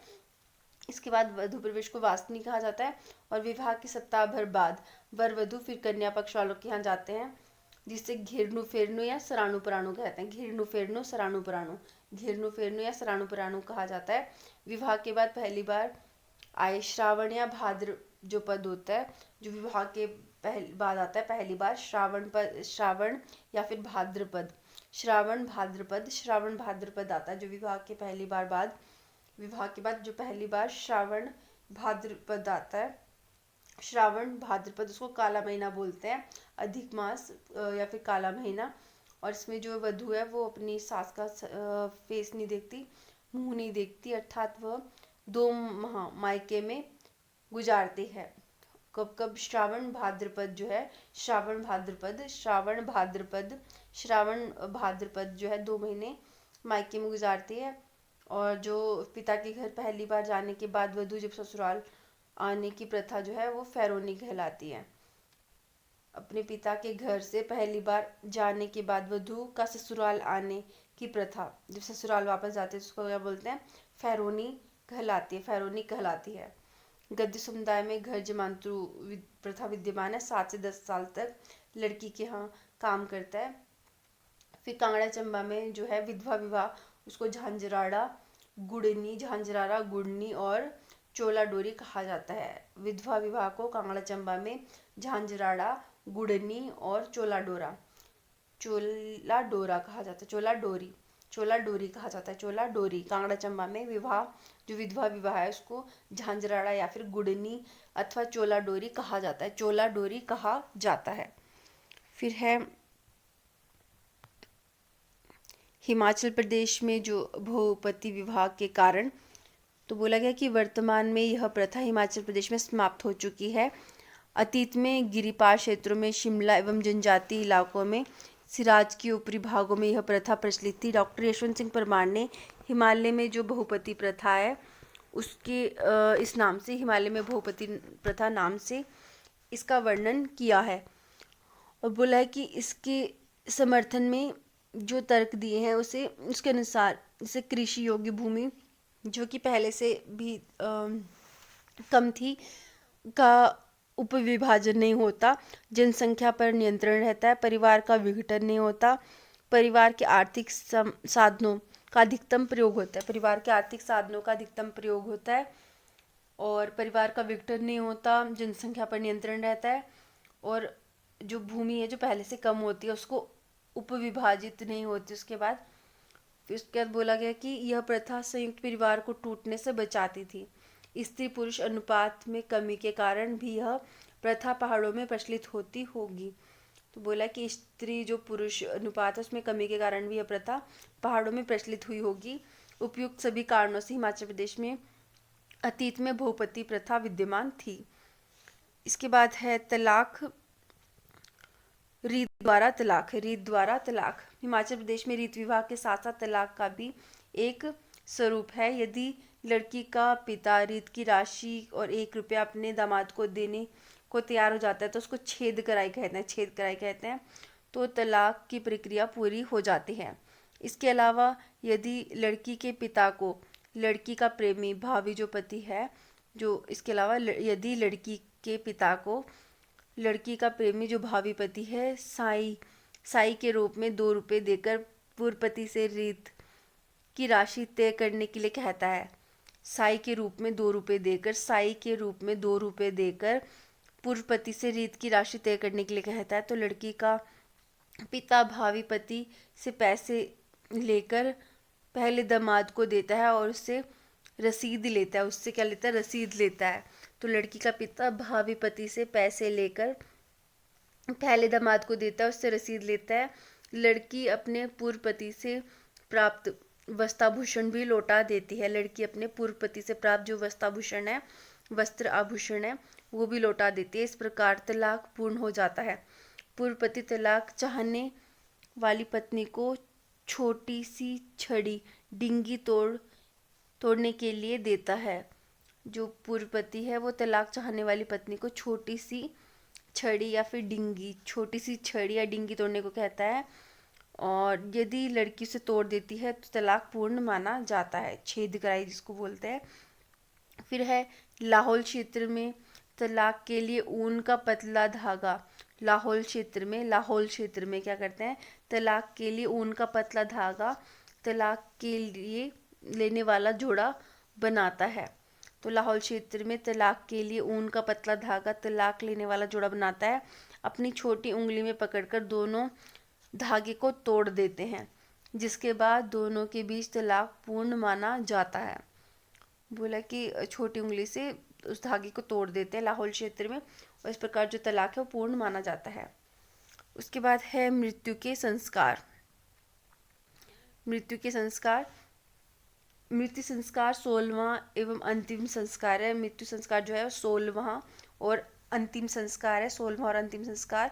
मृत्यु संस्कार में हिमाचल प्रदेश में अंत्येष्टि खाट से उतारना, पूड़ी डालना, मृत व्यक्ति के मुंह में पंचरत्न पूड़ी व गंगा जल डालना, शंख बजाना, शव स्नान, दाह या आग देना, कपाल क्रिया, धर्मघट स्थापना, अस्तु प्रवाह, हरिद्वार गंगा नदी में और दशनान, पातक क्रिया, धर्मशांत तथा वार्षिक श्राद्ध की परंपरा, शव के उत्तर दिशा की ओर सिर करके रखा देना और सिर के पास तेल का दीपक जलाया जाता है और गरुड़ पुराण मंत्रों से सारी शव स्नान विधि संपन्न की जाती है। गरुड़ पुराण से सारी विधि पूर्ण की जाती है। गरुड़ जो पुराण है उसके मंत्रों से सारी शव स्नान विधि संपन्न की जाती है। 10 दिन तक गरुड़ पुराण उसका पाठ सुनने की परंपरा है, जो पुरोहित सायंकाल को करता है। 15वें या 16वें दिन धर्म शांत हो जाता है और जिसे वामन या जीमना या 13वीं भी कहा जाता है। 15वें या 16वें दिन, 15वें या 16वें दिन, 15वें या 16वें दिन, 15वें या 16वें दिन धर्म शांत होता है, 15वें या 16वें दिन धर्म शांत हो जाता है, 15वें या 16वें दिन धर्म शांत हो जाता है, जिसे वामन जीवना, वामन जीवना, वामन जीवना या फिर 13वें भी कहा जाता है। 15वें और 16वें दिन को बोलते हैं 13वें, 15वें और 16वें दिन को धर्म शांत हो जाता है, उसको वामन जीवना 13वें भी कहा जाता है। किन्नौर में व्यक्ति की मृत्यु पर गांव के लोग मृत व्यक्ति के घर में रात को एकत्र होकर उसे ट्रम रातिंग कहते हैं, जिसे ट्रम रातिंग कहते हैं। किन्नौर में व्यक्ति की मृत्यु पर गांव के लोग मृत व्यक्ति के घर में रात को एकत्रित होते हैं, जिसे ट्रम रातिंग कहते हैं, ट्रम रातिंग कहते हैं। शव को लाम कुन्याल बड़े बर्तन में नहलाया जाता है, लाम कुन्याल बड़े बर्तन में नहलाया जाता है। लामा शव के कानों में फुआ प्रार्थना सुनाता है, फुआ जो है, जो लामा शव के कानों में फुआ या प्रार्थना सुनाता है, फुआ या प्रार्थना सुनाता है। शव के कानों में लामा जो है फुआ या प्रार्थना सुनाता है। मृत्यु के तीसरे दिन छोलिया या 13वें दिन दाम कोचांग की रस्म होती है। मृत्यु के तीसरे दिन छोलिया, मृत्यु के तीसरे दिन छोलिया और 13वें दिन दाम कोचांग की रस्म होती है। मृत्यु के तीसरे दिन छोलिया, मृत्यु के तीसरे दिन छोलिया और 13वें दिन दाम कोचांग की रस्म होती है। मृत्यु के तीसरे दिन छोलिया और 13वें दिन दाम कोचांग की रस्म होती है। 1 वर्ष बाद लामा दाल्यांग या फुलियाज संस्कार करते हैं, दाल्यांग या फुलियाज संस्कार करते हैं।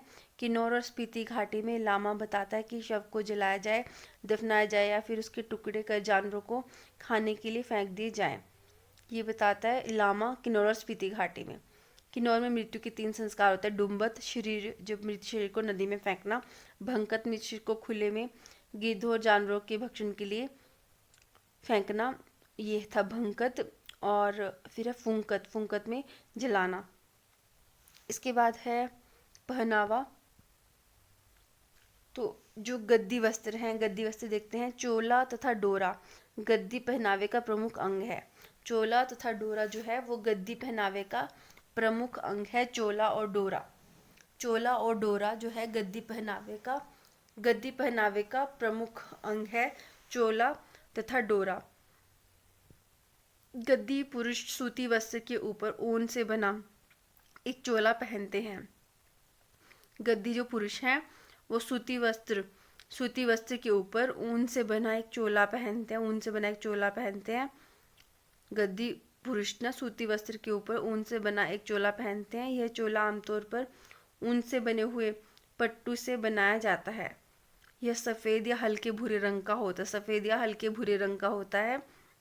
गद्दी महिला एक विशेष प्रकार का पहनावा जिसे डोरा कहते हैं अपनी कमर के चारों ओर बांध के रखती हैं। जो डोरा है उसको गद्दी महिलाएं अपने कमर के चारों ओर बांध कर रखती हैं। ये ऊन से बनी लंबी काले रंग की रस्सी होती है, ये ऊन से बनी लंबी काले रंग की रस्सी होती है जिसे ये गात्री कहते हैं। ये ऊन से बनी लंबी काले रंग की रस्सी होती है जिसे ये गात्री कहते हैं, गात्री कहते हैं।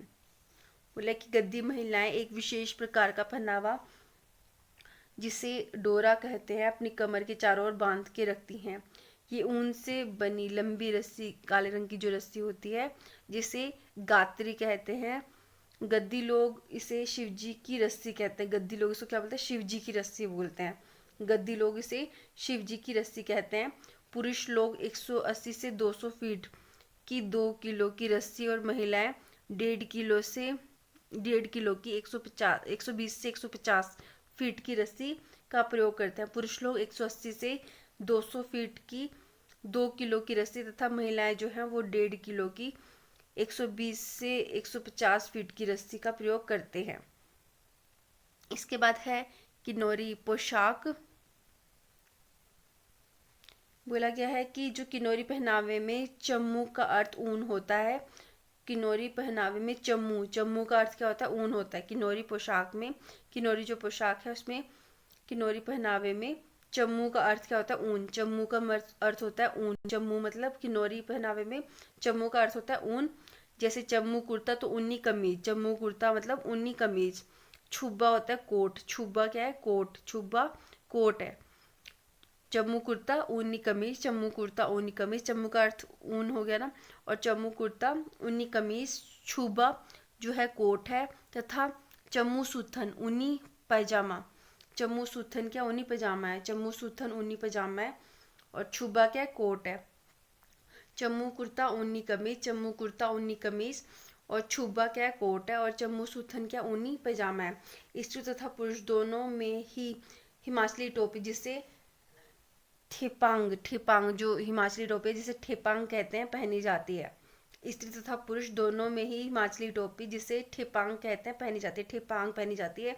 स्त्री और पुरुषों दोनों में, स्त्री और पुरुषों दोनों में ही जो हिमाचली टोपी है जिसको ठेपांग कहते हैं, थेपांग कहते हैं, वो पहनी जाती है। किन्नौरी महिलाएं चामू कुर्ती, चामू सुथन, थेपांग चोली और गचांग चांदली पहनती हैं। जो किन्नौरी महिलाएं हैं वो चामू कुर्ती, चामू सुथन, थेपांग चोलो चोली और गचांग चांदली पहनते हैं।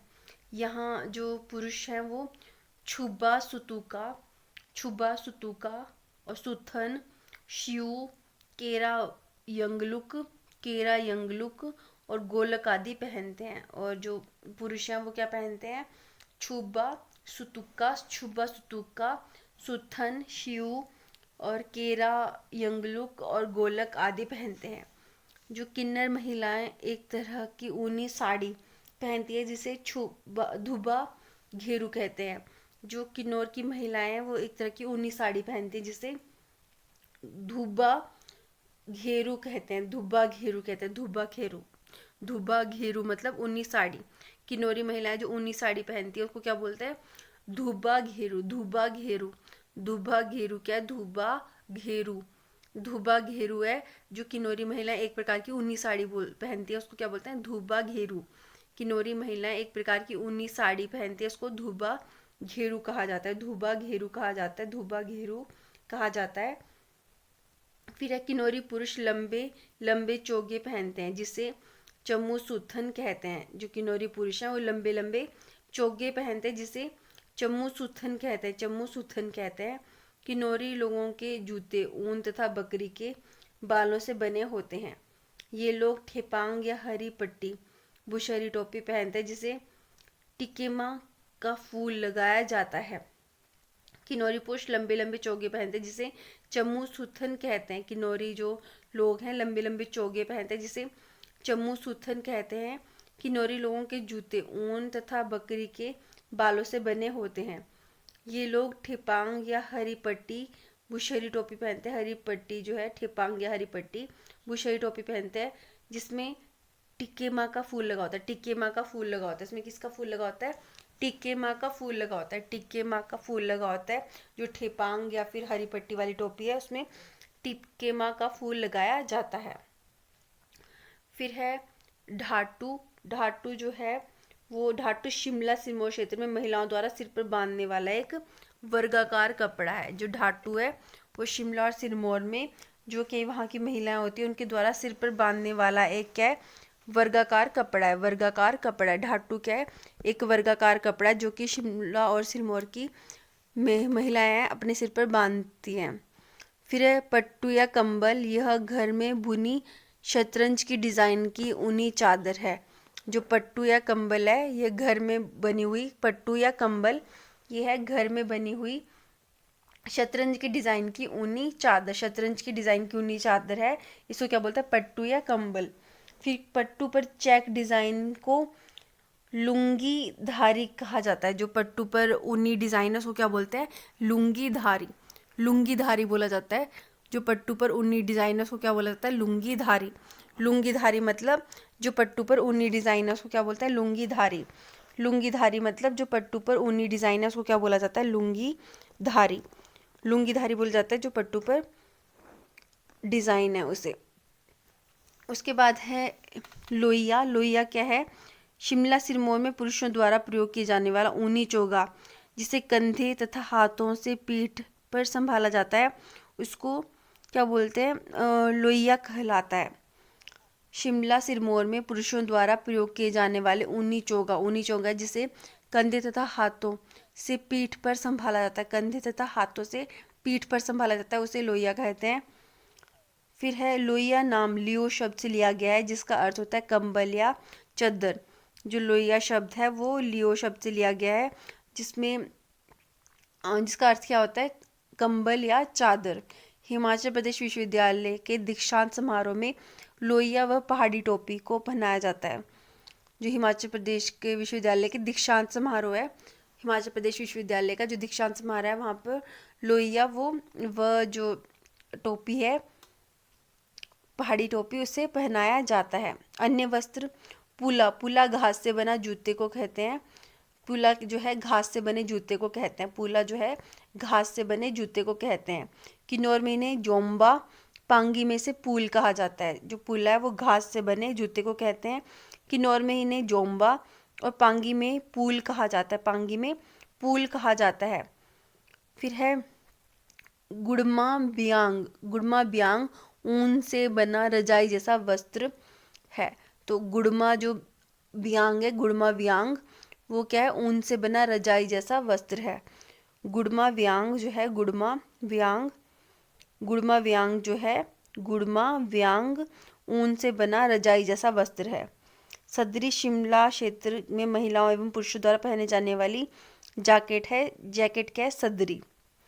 वर्ष 1940 में भुट्टी बुनकर सहकार समिति की स्थापना शमशी कुल्लू में की गई। वर्ष 1940 ईस्वी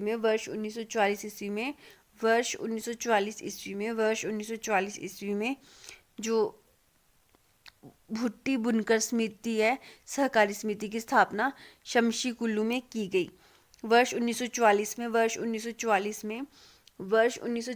जो भुट्टी बुनकर सहकारी समिति है, वर्ष 1940 में भुट्टी बुनकर सहकारी समिति जो है, उसकी स्थापना शमशी कुल्लू में की गई थी। वर्ष 1940 में भुट्टी बुनकर सहकारी समिति की स्थापना शमशी कुल्लू में वर्ष 1940 में की गई थी। फिर है खान पान। किन्नौरी आहार, मोटे अनाज का प्रयोग किन्नौरी आहार खासकर चपाती बनाने में प्रयोग होता है।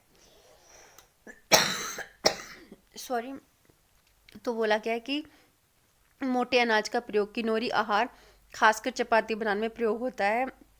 मोटे अनाज में ओगला, ब्रास, जौ, शोगरद, कोदरा और धनकर इनके आहार के प्रमुख अंश हैं। किन्नौरी लोग मखनी चाय का प्रतिदिन सेवन करते हैं। अखरोट। किन्नौरी लोग जो सुबह का भोजन आता है उसे क्या बोलते हैं, समाचू खाऊ सुबह का भोजन है, समाचू खाऊ। दोपहर के भोजन को कोशिल बोला जाता है और रात के भोजन को शुभ काचू खाऊ बोला जाता है। किन्नौरी लोग सुबह के भोजन को समाचू खाऊ बोलते हैं, दोपहर के भोजन को कोशिल और रात के भोजन को शुभ काचू खाऊ बोलते हैं। सुबह के भोजन को समाचू खाऊ, दोपहर के भोजन को कोशिल और रात के भोजन को शुभ काचू खाऊ बोलते हैं। शुभ काचू खाऊ। सुबह के भोजन को समाचू खाऊ, दोपहर के भोजन को कोशिल और रात के भोजन को शुभ काचू खाऊ बोला जाता है। होदो, पीचोक, थीस, सिडू, ओगला, फफरा इनके प्रमुख व्यंजन है ये सब। आगे दिया गया है कि गद्दी आहार कौन से हैं।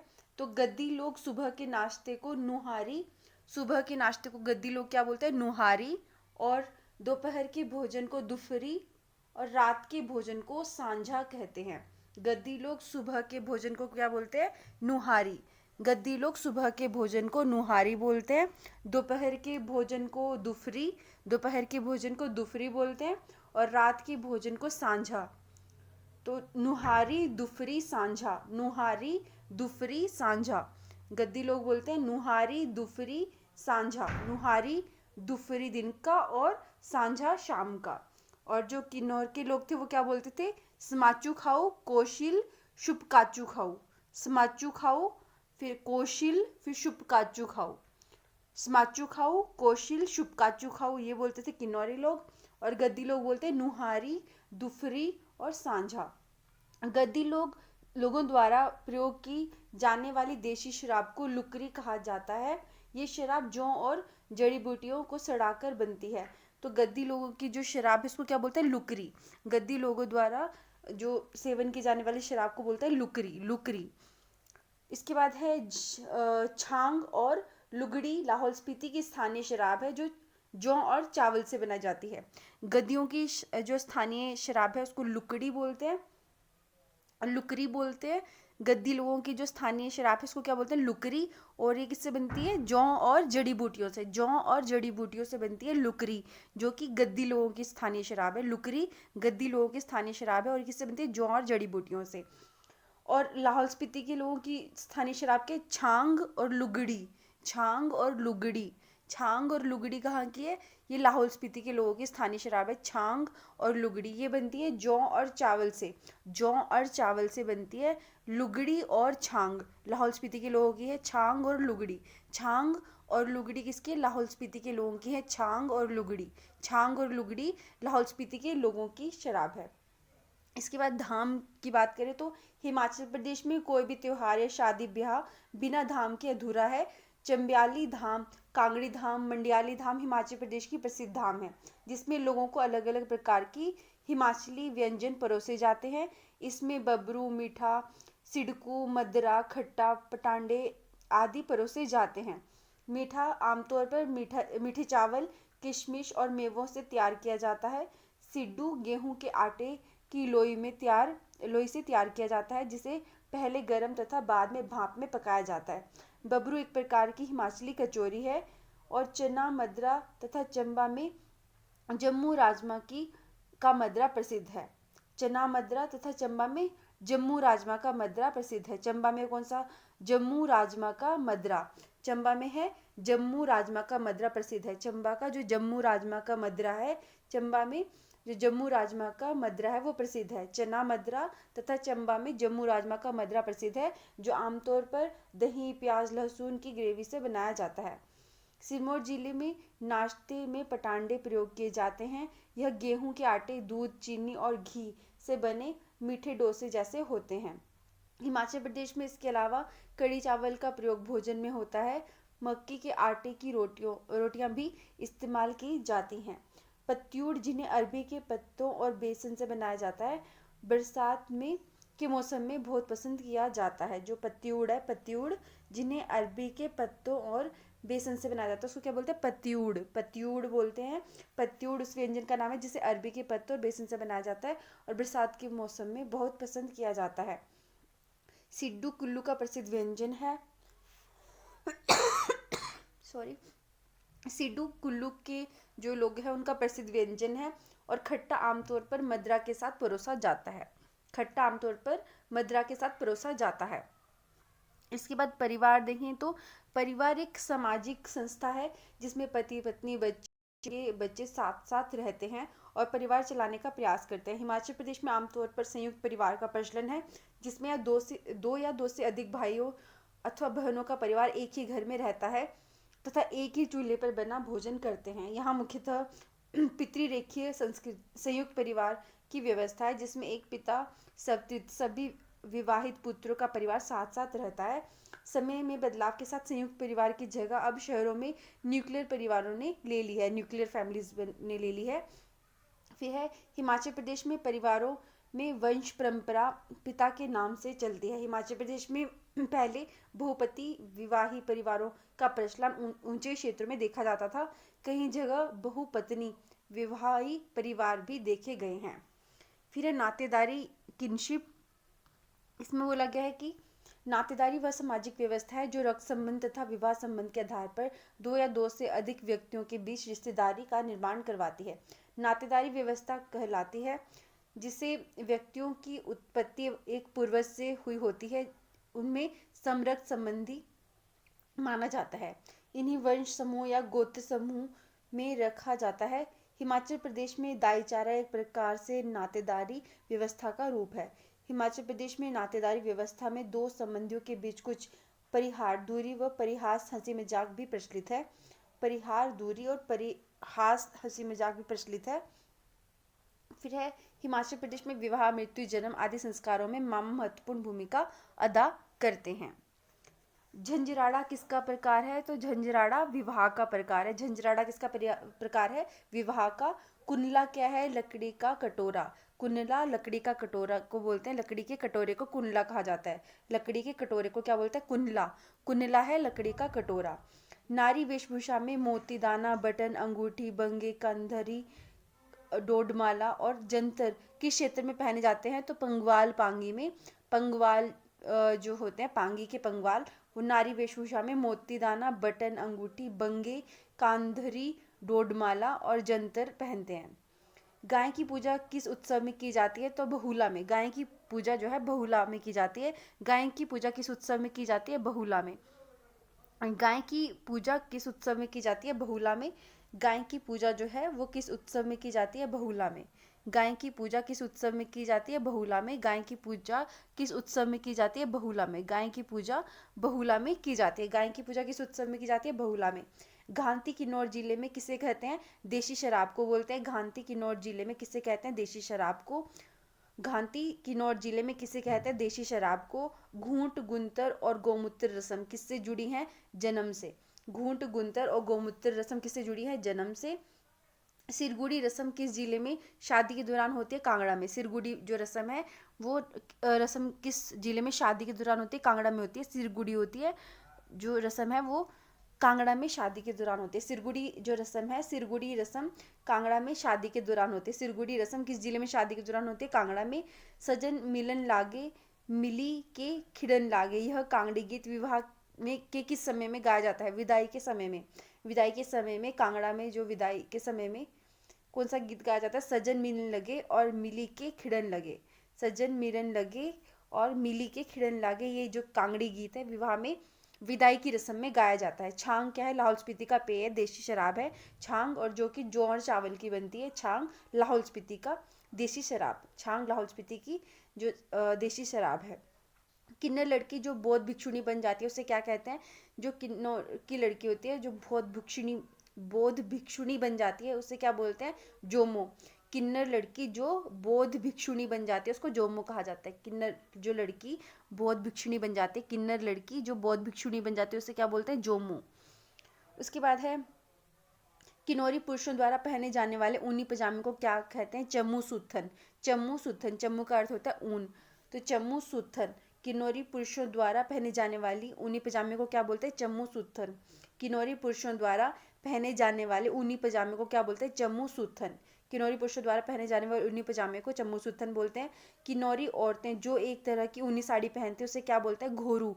घोरू बोलते हैं। किन्नौरी औरतें जो एक तरह की ऊनी साड़ी पहनती है उसे क्या बोलते हैं? घोरू। घोरू। किन्नौरी औरतें जो एक तरह की ऊनी साड़ी पहनती हैं उसे क्या कहते हैं? घोरू बोलते हैं। किन्नौरी औरतें जो एक तरह की ऊनी साड़ी पहनती है उसे क्या बोलते हैं? घोरू। किन्नौरी औरतें जो एक तरह की ऊनी साड़ी पहनती है उसे क्या कहते हैं? घोरू। छपरा क्या है? छपरा बर्तन कला के लिए प्रसिद्ध गांव है। छपरा बर्तन कला के लिए प्रसिद्ध गांव है। छपरा क्या है? बर्तन कला के लिए प्रसिद्ध गांव। छपरा बर्तन कला के लिए प्रसिद्ध गांव है। छपरा बर्तन कला के लिए प्रसिद्ध गांव है। छपरा बर्तन कला के लिए प्रसिद्ध गांव है। चौगत क्या है? नीची मोड़ी जा सकने वाली मेज जिस पर लोग चाय पीते हुए पालथी मारकर बैठते हैं उसको क्या बोलते हैं? चौंगत से क्या है? चौंगत से क्या है? चौंगत से नीची मोड़ी जा सकने वाली मेज है जिस पर लोग चाय पीते हुए पालथी मारकर बैठते हैं। चौंगत से बोलते हैं नीचे मोड़ी जा सकने वाली मेज को। चौंगत से नीचे मोड़े जा सकने वाली मेज। चौंगत से नीचे मोड़ी जा सकने वाली मेज। लड़की की शादी के समय बालों को संवारने की रस्म को सिरगुड़ी कहा जाता है। यह किस जिले में मुख्य रस्म है? कांगड़ा जिले में सिरगुड़ी की रस्म की जाती है। दरोश या डबडब या न्यामशा दोपांग विवाह किन्नौर में किस प्रकार के विवाह है? जबरदस्ती विवाह को क्या बोलते हैं? दरोश, डबडब या न्यामाश दोपांग। दरोश, डबडब या न्यामाश दोपांग। दरोश, डबडब या न्यामाश दोपांग जो विवाह है ये किन्नौर में जबरदस्ती विवाह के प्रकार है। दरोश दबदब या न्यामाश दोपांग। दरोश दबदब या न्यामाश दोपांग जो विवाह है किन्नौर में जबरदस्ती विवाह के प्रकार है। दरोश दबदब या फिर न्यामाश दोपांग। दरोश दबदब न्यामाश दोपांग। दरोश दबदब न्यामाश दोपांग जो है वो किन्नौर में जबरदस्ती विवाह के प्रकार हैं। दरोश दबदब न्यामशा दोपांग। दरोश दबदब न्यामाशा दोपांग किन्नौर में जबरदस्ती विवाह के प्रकार हैं। किस जिले में भ्रातृ अनेकपति प्रथा होती है? किन्नौर में भ्रातृ अनेकपति प्रथा होती है किन्नौर में। किन्नौर में भ्रातृ अनेक पति प्रथा होती है। किस जिले में भ्रातृ अनेक पति प्रथा होती है? किन्नौर में। किस जिले में भ्रातृ अनेक पति प्रथा होती है? किन्नौर में। किस जिले में अंतिम संस्कार जैसे डुम्बत, पानी में बहाना, फुंकत, जलाना और भंकत, चील इत्यादि द्वारा खाना पालन किए जाते हैं? तो किन्नौर में डुम्बत, फुंकत और भंकत, ये जो अंतिम संस्कार के रूप हैं, ये इनका पालन किया जाता है। कहाँ पर? किन्नौर में। किन्नौर में डुम्बत, पानी में बहाना, फुंकत, जलाना और भंकत, चील आदि द्वारा खाना, किन्नौर जिले में इन प्रथाओं का पालन किया जाता है। किन्नौर में। और तलाक को लाहौल क्षेत्र में क्या कहा जाता है? तलाक को लाहौल क्षेत्र में कुपाच्छा कहा जाता है। तलाक को लाहौल क्षेत्र में क्या कहा जाता है? कुपाच्छा। तलाक को लाहौल क्षेत्र में कुपाच्छा कहा जाता है। तलाक को लाहौल क्षेत्र में क्या कहा जाता है? कुपाच्छा।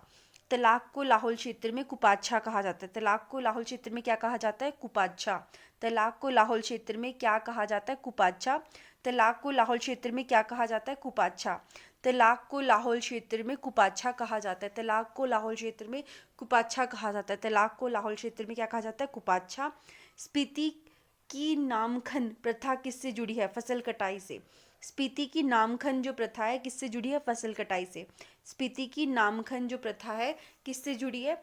फसल कटाई से। स्पीति की नामखन जो प्रथा है किससे जुड़ी है? फसल कटाई से। स्पीति की नामखन प्रथा किससे जुड़ी है? फसल कटाई से। स्पीति की नामखन जो प्रथा है फसल कटाई से जुड़ी है। स्पीति की नामखन प्रथा किससे जुड़ी है? फसल कटाई से। सूतक बच्चे के जन्म के बाद कितने दिनों तक माना जाता है? 11 से 13 दिन तक। सूतक बच्चे के जन्म के बाद कितने दिनों तक माना जाता है? 11 से 13 दिन तक। सूतक बच्चे के जन्म के बाद कितने दिन तक माना जाता है? 11 से 13 दिन तक। सूतक बच्चे के जन्म के बाद कितने दिन तक माना जाता है? 11 से 13 दिन तक। सूतक बच्चे के जन्म के बाद कितने दिन तक माना जाता है? 11 से 13 दिन तक। वयस्क पुरुष गद्दी द्वारा पहने जाने वाला डोरे की अधिकतम लंबाई कितनी होती है? 60 मीटर। 60 मीटर। बोला गया कि जो वयस्क पुरुष गद्दी द्वारा पहने जाने वाले डोरा की अधिकतम जो लंबाई है कितनी होती है? 60 मीटर। 60 मीटर। सूतक बच्चे के जन्म के बाद कितने दिनों तक होता है? 11 से 13 दिन तक। और जो वयस्क पुरुष हैं गद्दी द्वारा पहने जाने वाले डोरा की अधिकतम लंबाई 60 मीटर होती है। 60 मीटर। हिमाचल प्रदेश में शादी की रस्मों का सही क्रम है सामूहत, शांति, मिलनी, लगन। सामूहत, शांति, मिलनी, लगन। सामूहत, शांति, फिर मिलनी, फिर लगन। सामूहत, शांति, फिर मिलनी, फिर लगन। सामूहत, शांति, मिलनी, लगन। ये क्या है? हिमाचल प्रदेश में शादी की रस्मों का सही क्रम है सामूहत, फिर शांति, फिर मिलनी, फिर लगन। सामूहत, शांति, मिलनी, लगन। सामूहत, शांति, मिलनी, फिर लगन। सामूहत, शांति, मिलनी और लगन। छतों में लगने वाली स्लेटें कांगड़ा जिले में किस स्थान पर पाई जाती हैं? भागसू, खनियारा और खारली में। छतों में लगने वाली स्लेटें कांगड़ा जिले में किस स्थान पर पाई जाती हैं? भागसू, खनियारा और खारली में। भागसू, खनियारा और खारली में छतों में लगने वाली स्लेटें कांगड़ा जिले में पाई जाती हैं। भागसू, खनियारा और खारली में। छतों में लगने वाली स्लेटें कांगड़ा जिले के किस स्थान पर पाई जाती हैं? भागसू, खनियारा, खारली में।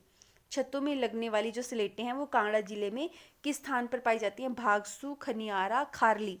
भागसू, खनियारा और खारली में छतों में लगने वाली जो स्लेटें हैं कांगड़ा जिले में किस स्थान पर पाई जाती हैं? भागसू, खनियारा, खारली।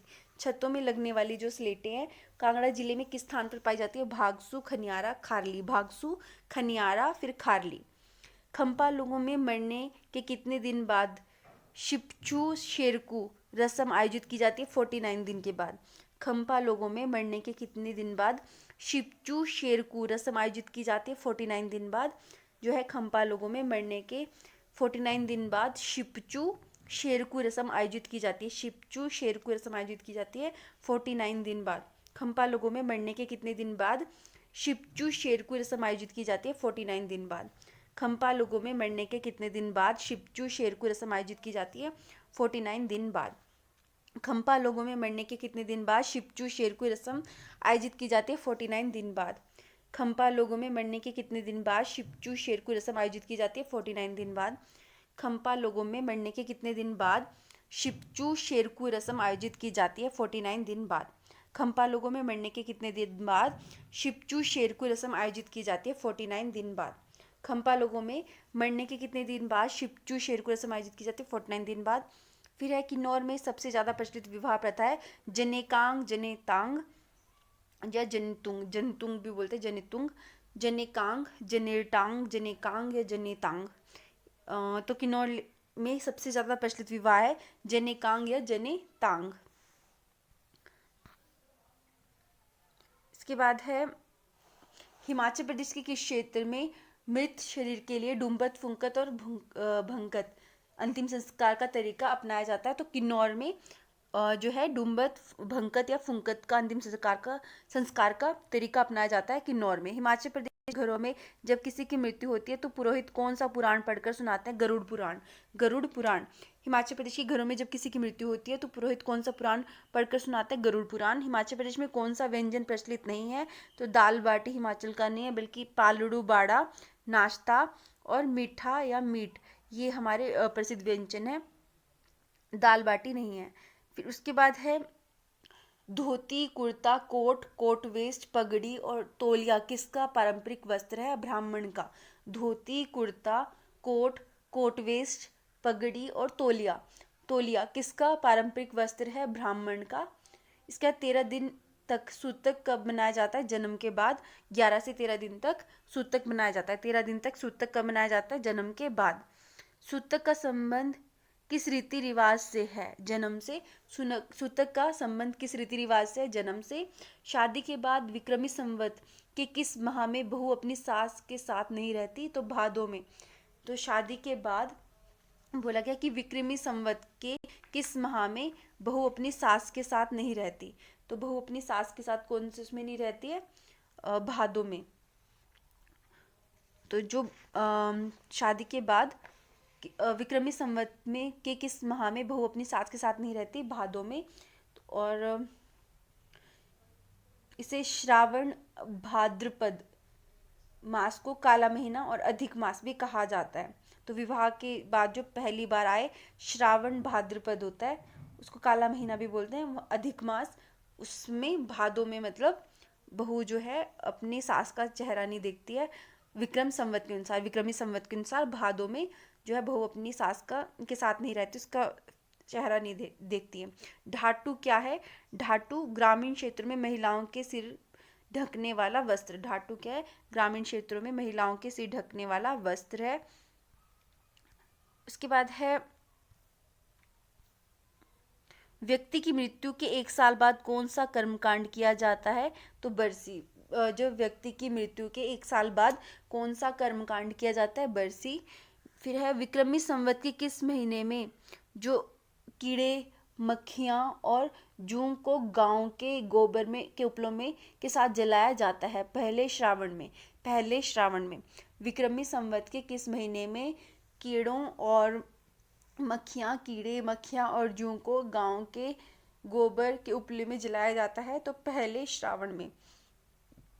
पहले श्रावण में क्या करते हैं? विक्रमी संवत के पहले श्रावण में, विक्रमी संवत के पहले श्रावण में कीड़े, मक्खियाँ और जौं को गांव के गोबर में, तो गाय के गोबर में उपलों के साथ जलाया जाता है। गाय के गोबर में उपलों के साथ जलाया जाता है पहले श्रावण में। तो विक्रमी संवत के श्रावण माह में, पहले श्रावण माह में महीने में जो श्रावण महीना होता है, पहला श्रावण महीना, पहले श्रावण में कीड़े, मक्खियाँ और जूं को गाय के गोबर के उपलों के साथ जलाया जाता है। हार विवाह क्या है? तो जब लड़की भागकर शादी करती है या जब लड़की का अपहरण होता है उसको हार विवाह बोलते हैं। हार विवाह क्या है? जब लड़की भागकर शादी करती है या जब लड़की का अपहरण होता है। हिमाचल प्रदेश में बोला गया है, हिमाचल प्रदेश में जरद फूक या जिंद फूक क्या है? तो हिमाचल प्रदेश में जरद फूक और जिंद फूक क्या है? विवाह है। हिमाचल प्रदेश में जरद फूक या जिंद फूक क्या है? विवाह है। हिमाचल प्रदेश में जरद फूक या जिंद फूक क्या है? विवाह है। फिर है जनेकांग और जनेतांग विवाह का कौन सा रूप है? जनेकांग और जनेतांग विवाह का संस्थागत विवाह है। ये क्या? संस्थागत विवाह है। जनेकांग और जनेतांग, जनेकांग और जनेतांग क्या? विवाह का संस्थागत रूप है। तो जनेकांग और जनेतांग, ये क्या है? संस्थागत विवाह। जनेकांग और जनेतांग क्या है? संस्थागत विवाह। कांगड़ा के ब्राह्मण समुदाय में प्रचलित सरादेना प्रथा से क्या अभिप्राय है? हलवाहा की बेटी का नगरकोटीय परिवार में ब्याह। तो कांगड़ा के ब्राह्मण समुदाय में प्रचलित सरादेना प्रथा से क्या अभिप्राय है? तो हलवाहा की बेटी का नगरकोटीय परिवार में विवाह। तो कांगड़ा के में जो ब्राह्मण समुदाय में है सरा देना प्रथा। ब्राह्मण समुदाय में सरा देना प्रथा है। कांगड़ा के ब्राह्मण समुदाय में प्रचलित है सरा देना प्रथा। तो कांगड़ा के ब्राह्मण समुदाय में कौन सी प्रथा प्रचलित है? सरा देना। कांगड़ा के ब्राह्मण समुदाय में सरा देना प्रथा प्रचलित है, जिसका अर्थ क्या होता है? हलवाहा की बेटी का नगरकोटीय परिवार में विवाह। हलवाहा की बेटी का नगरकोटीय परिवार में विवाह। हलवाहा की बेटी का नगरकोटीय परिवार में विवाह क्या है? सरा देना, जो कि ब्राह्मणों की वो है प्रथा है, और कांगड़ा में इसका पालन किया जाता है। तो कांगड़ा के ब्राह्मण में सरा देना प्रथा प्रचलित है। कांगड़ा के ब्राह्मणों में सरा देना प्रथा प्रचलित है, जिसका अर्थ है कि हलवाहा की बेटी का नगरकोटीय परिवार में विवाह। उसके बाद है भोज की अभिधान से कौन जाने जाते हैं? तो भोज की अभिधान से कौन जाने जाते हैं? ज्वालाजी एवं नैना देवी मंदिरों के पुजारी। तो ज्वालाजी और नैना देवी मंदिरों के पुजारी को क्या बोला जाता है?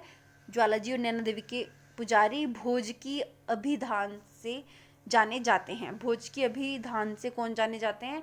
ज्वालाजी और नैना देवी मंदिरों के पुजारी। भोज की अभिधान से कौन जाने जाते हैं? ज्वालाजी और नैना देवी मंदिरों के पुजारी। भोज की अभिधान से कौन जाने जाते हैं? ज्वालाजी एवं नैना देवी मंदिरों के पुजारी। भोज की अभिधान से कौन जाने जाते हैं? ज्वालाजी एवं नैना देवी मंदिरों के पुजारी। भोज की जो अभिधान है उससे कौन जाने जाते हैं? ज्वालाजी और नैना देवी मंदिरों के पुजारी। भोज के अभिधान से ज्वालाजी और नैना देवी मंदिरों के पुजारी जाने जाते हैं। चूड़ावंड और पगवंड प्रथाओं का संबंध है। जो चूड़ावंड और पगवंड जो प्रथाएं हैं, इसका संबंध किससे है?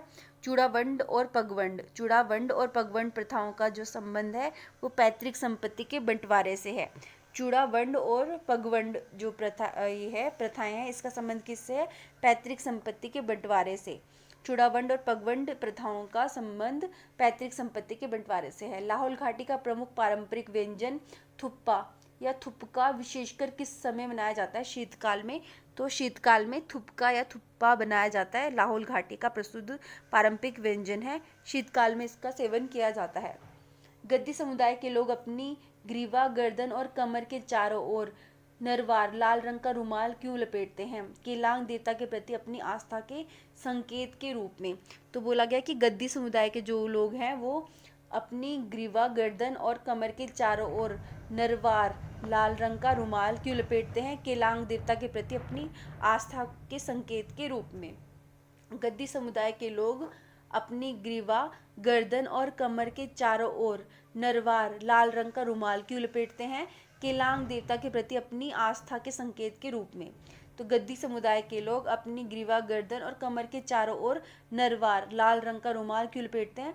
केलांग देवता के प्रति अपनी आस्था के संकेत के रूप में।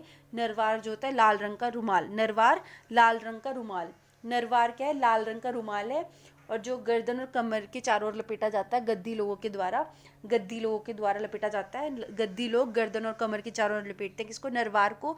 नरवार क्या है? लाल रंग का रुमाल है। और किस लिए लपेटते हैं? केलांग देवता के प्रति अपनी आस्था के संकेत के रूप में। फिर है किस क्षेत्र में मिंघल देवी के आशीर्वाद के फलस्वरूप हल जोतने के लिए केवल एक बैल की आवश्यकता होती है? पांगी घाटी में। तो किस क्षेत्र में मिंघल देवी के आशीर्वाद के रूप में, किस क्षेत्र में मिंघल देवी के आशीर्वाद के फलस्वरूप हल जोतने के लिए केवल एक बैल की आवश्यकता होती है? तो पांगी घाटी में।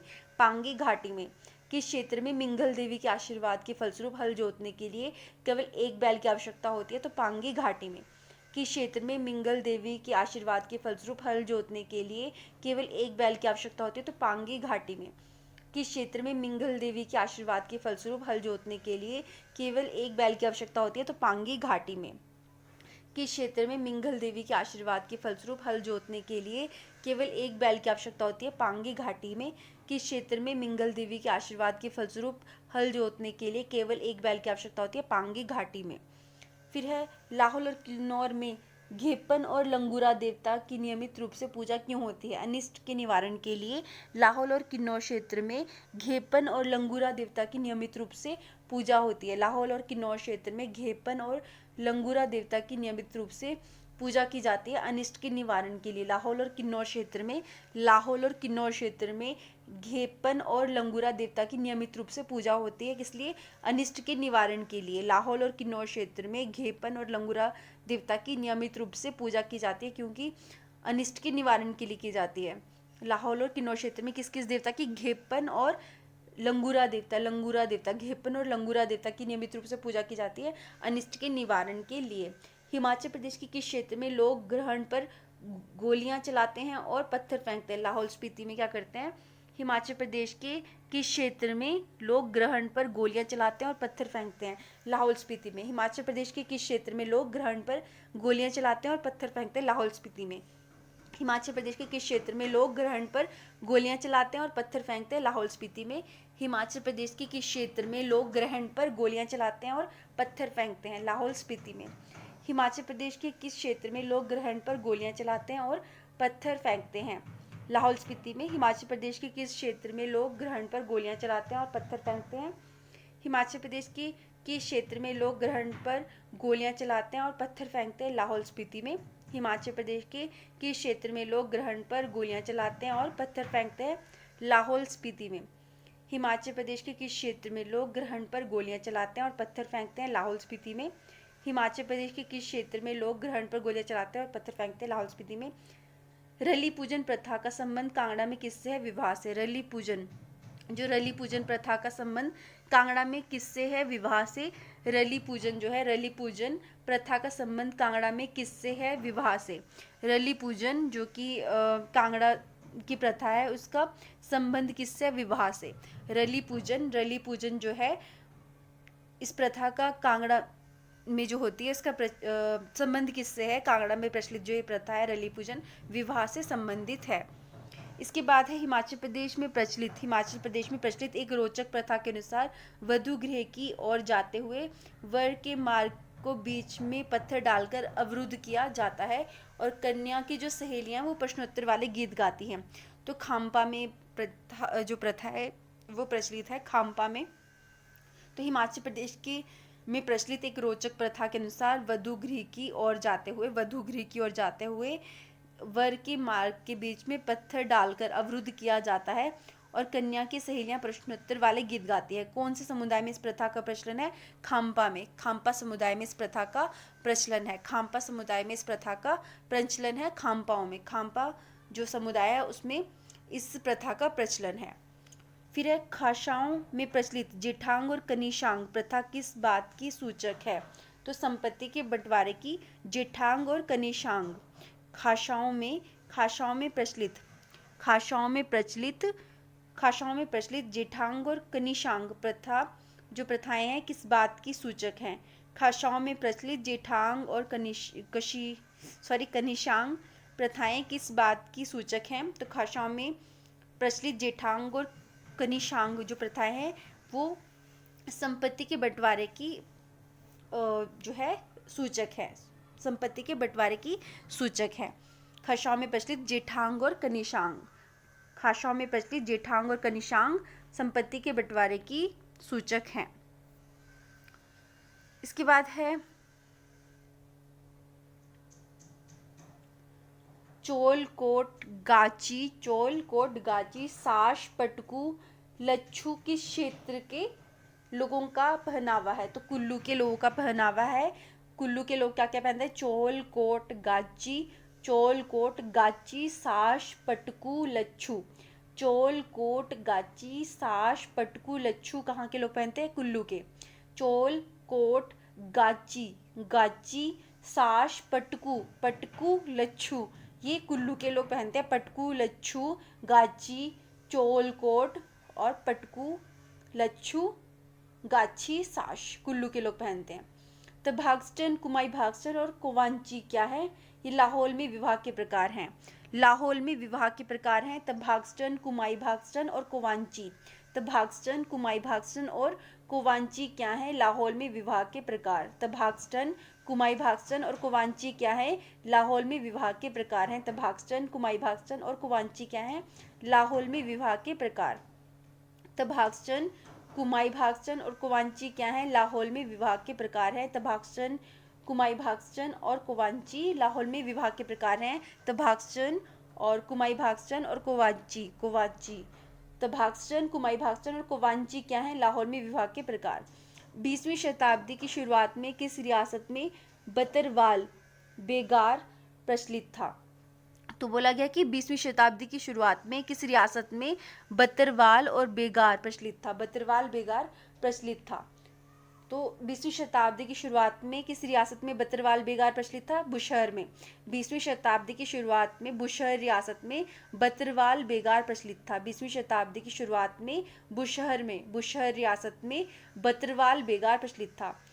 चोला दोरू किससे संबंधित है? गद्दी से। चोला दोरू किससे संबंधित है? गद्दी से। फिर है झंझारा और जनेरतंग। झंझारा जनेरतंग क्या है? ये विवाह समारोह है। झंझारा व जनेरतंग विवाह समारोह। इसके बाद है पांगी घाटी पर परिवार में पांगी घाटी घर परिवार में मऊ, दाज, उनसे और लूची किस बात के द्योतक हैं? तो विशेष अवसरों पर तैयार किए जाने वाले व्यंजन हैं। पांगी घाटी घर परिवार में मऊदाज, उनसे और लूची। मऊदास, उनसे और लूची। मऊदास, उनसे और लूची किस बात के द्योतक हैं? विशेष अवसरों पर तैयार किए जाने वाले व्यंजन के। पांगी घाटी घर परिवार में जो मऊदाज है, मऊदाज, उनसे और लूची। मऊदाज, उनसे और लूची। मऊदाज, उनसे और लूची क्या है? पांगी घाटी से रिलेटेड मऊदाज, उनसे और लूची क्या है? विशेष अवसरों पर तैयार किए जाने वाले व्यंजन है। व्यंजन है पांगी घाटी के व्यंजन है मऊदाज, उनसे और लूची। फिर है किस समुदाय में तलाक को सहमति देने हेतु पत्नी के सिर पर एक सूखी लकड़ी रखकर उसे दो टुकड़ों में तोड़ने की सामाजिक प्रथा प्रचलित है? तो पंगवाल ब्राह्मण। पंगवाल ब्राह्मणों में जो पंगवाल ब्राह्मण समुदाय है, पंगवाल ब्राह्मण समुदाय में तलाक को सहमति देने हेतु पत्नी के सिर पर एक सूखी लकड़ी रखकर उसे दो टुकड़ों में तोड़ने की सामाजिक प्रथा प्रचलित है। फिर है हिमाचल के किस क्षेत्र में जनजातीय लोगों में जरार फूकी विवाह प्रथा प्रचलित है? कांगड़ा चंबा में जरार फूकी विवाह प्रचलित है। हिमाचल के किस क्षेत्र के जनजातीय लोगों में जरार फूकी विवाह प्रथा प्रचलित है? कांगड़ा चंबा में। कांगड़ा चंबा में जरार फूकी विवाह प्रथा प्रचलित है। कांगड़ा चंबा में जरार फूकी विवाह प्रचलित है। कांगड़ा चंबा में। मावी जो कानेत समुदाय का पारंपरिक हिस्सा है, धिंग के लिए विशेष रूप से जाना जाता है। धिंग है युद्ध कला। धिंग क्या है? युद्ध कला है। धिंग युद्ध कला है। धिंग है युद्ध कला। धिंग क्या है? युद्ध कला। मावी जो कानेत समुदाय का पारंपरिक हिस्सा है। मावी जो है कानेत समुदाय का पारंपरिक हिस्सा है। धिंग के लिए विशेष रूप से जाना जाता है। धिंग क्या है? युद्ध कला। मावी जो कनेत समुदाय का पारंपरिक हिस्सा है, धिंग के लिए विशेष रूप से जाना जाता है। धिंग क्या है? युद्ध कला है। मावी जो कानेत समुदाय का पारंपरिक हिस्सा है। मावी जो कानेत समुदाय का है। मावी जो है वो कानेत समुदाय का पारंपरिक हिस्सा है। कानेत समुदाय का पारंपरिक हिस्सा क्या है? मावी। मावी जो कानेत समुदाय का पारंपरिक हिस्सा है, धिंग के लिए जाना जाता है। धिंग क्या है? एक युद्ध कला। युद्ध कला धिंग है मावी की, और ये कनेत का जो कनेत है उनके पारंपरिक हिस्सा है। कनेत का पारंपरिक हिस्सा है मावी, और युद्ध कला के लिए धिंग युद्ध कला के लिए जाना जाता है। फिर है जानजी या जानी विवाह पंगवाल जनजाति में किस प्रकार का विवाह है? उत्कृष्ट विवाह है। जानजी या जानी विवाह जो है वो पंगवाल जनजाति में किस प्रकार का विवाह है? उत्कृष्ट विवाह। जानजी या जानी पंगवाल जनजाति में एक उत्कृष्ट विवाह का प्रकार है। टोपी जानी विवाह पंगवाल जनजाति में किस प्रकार का विवाह है? टोपी जानी है अनुतम विवाह। टोपी जानी कैसा विवाह है? अनुतम विवाह टोपी जानी। जानजी या जानी किसका? पंगवाल जनजाति का। जानजी और जानजी या जानी विवाह किसका है? पंगवालों का, और ये क्या? उत्कृष्ट विवाह। जानजी जानी पंगवाल का विवाह है, उत्कृष्ट विवाह। पंगवाल का विवाह जानजी जानी उत्कृष्ट विवाह है। पंगवाल का विवाह जानजी और जानी उत्कृष्ट विवाह है। फिर पंगवाल का ही विवाह टोपी जानी। पंगवाल का विवाह टोपी जानी, टोपी जानी क्या है? अनुतम विवाह, अनुतम विवाह। टोपी जानी पंगवाल का ही अनुतम विवाह है जो, वो है टोपी जानी। पंगवाल का टोपी जानी विवाह क्या? अनुतम विवाह। पंगवाल का टोपी जानी ये क्या है? अनुतम विवाह। किन्नौर में प्रचलित जानी तांग किस प्रकार का विवाह है? प्रबंधित विवाह, प्रबंधित अरेंज मैरिज है, प्रबंधित विवाह है जानी तांग किन्नौर का। फिर है दमचल शीश और वेनागाश, वेनागाश किन्नौर में प्रचलित किस प्रकार के विवाह है? प्रेम विवाह। दमचल शीश या वेनांगाश, वेनांगाश, दमचल शीश या वेनांगाश, दमचल शीश, दमचल शीश, दमचल शीश या फिर वेनांगाश, वेनांगाश किन्नौर में प्रचलित प्रेम विवाह है। दमचल शीश या वेनांगाश, वेनांगाश, वेनांगाश ये क्या है? प्रेम विवाह। हिमाचल प्रदेश में बसे तिब्बती लोग किस स्थान पर भोट कहलाते हैं? पांगी में। पांगी में तिब्बती लोगों को भोट कहा जाता है। पांगी में जो बसे तिब्बती लोग हैं उन्हें भोट कहा जाता है। पांगी में बसे तिब्बती लोगों को भोट कहा जाता है। हिमाचल प्रदेश में बसे तिब्बती लोग किस स्थान पर भोट कहलाते हैं? पांगी में।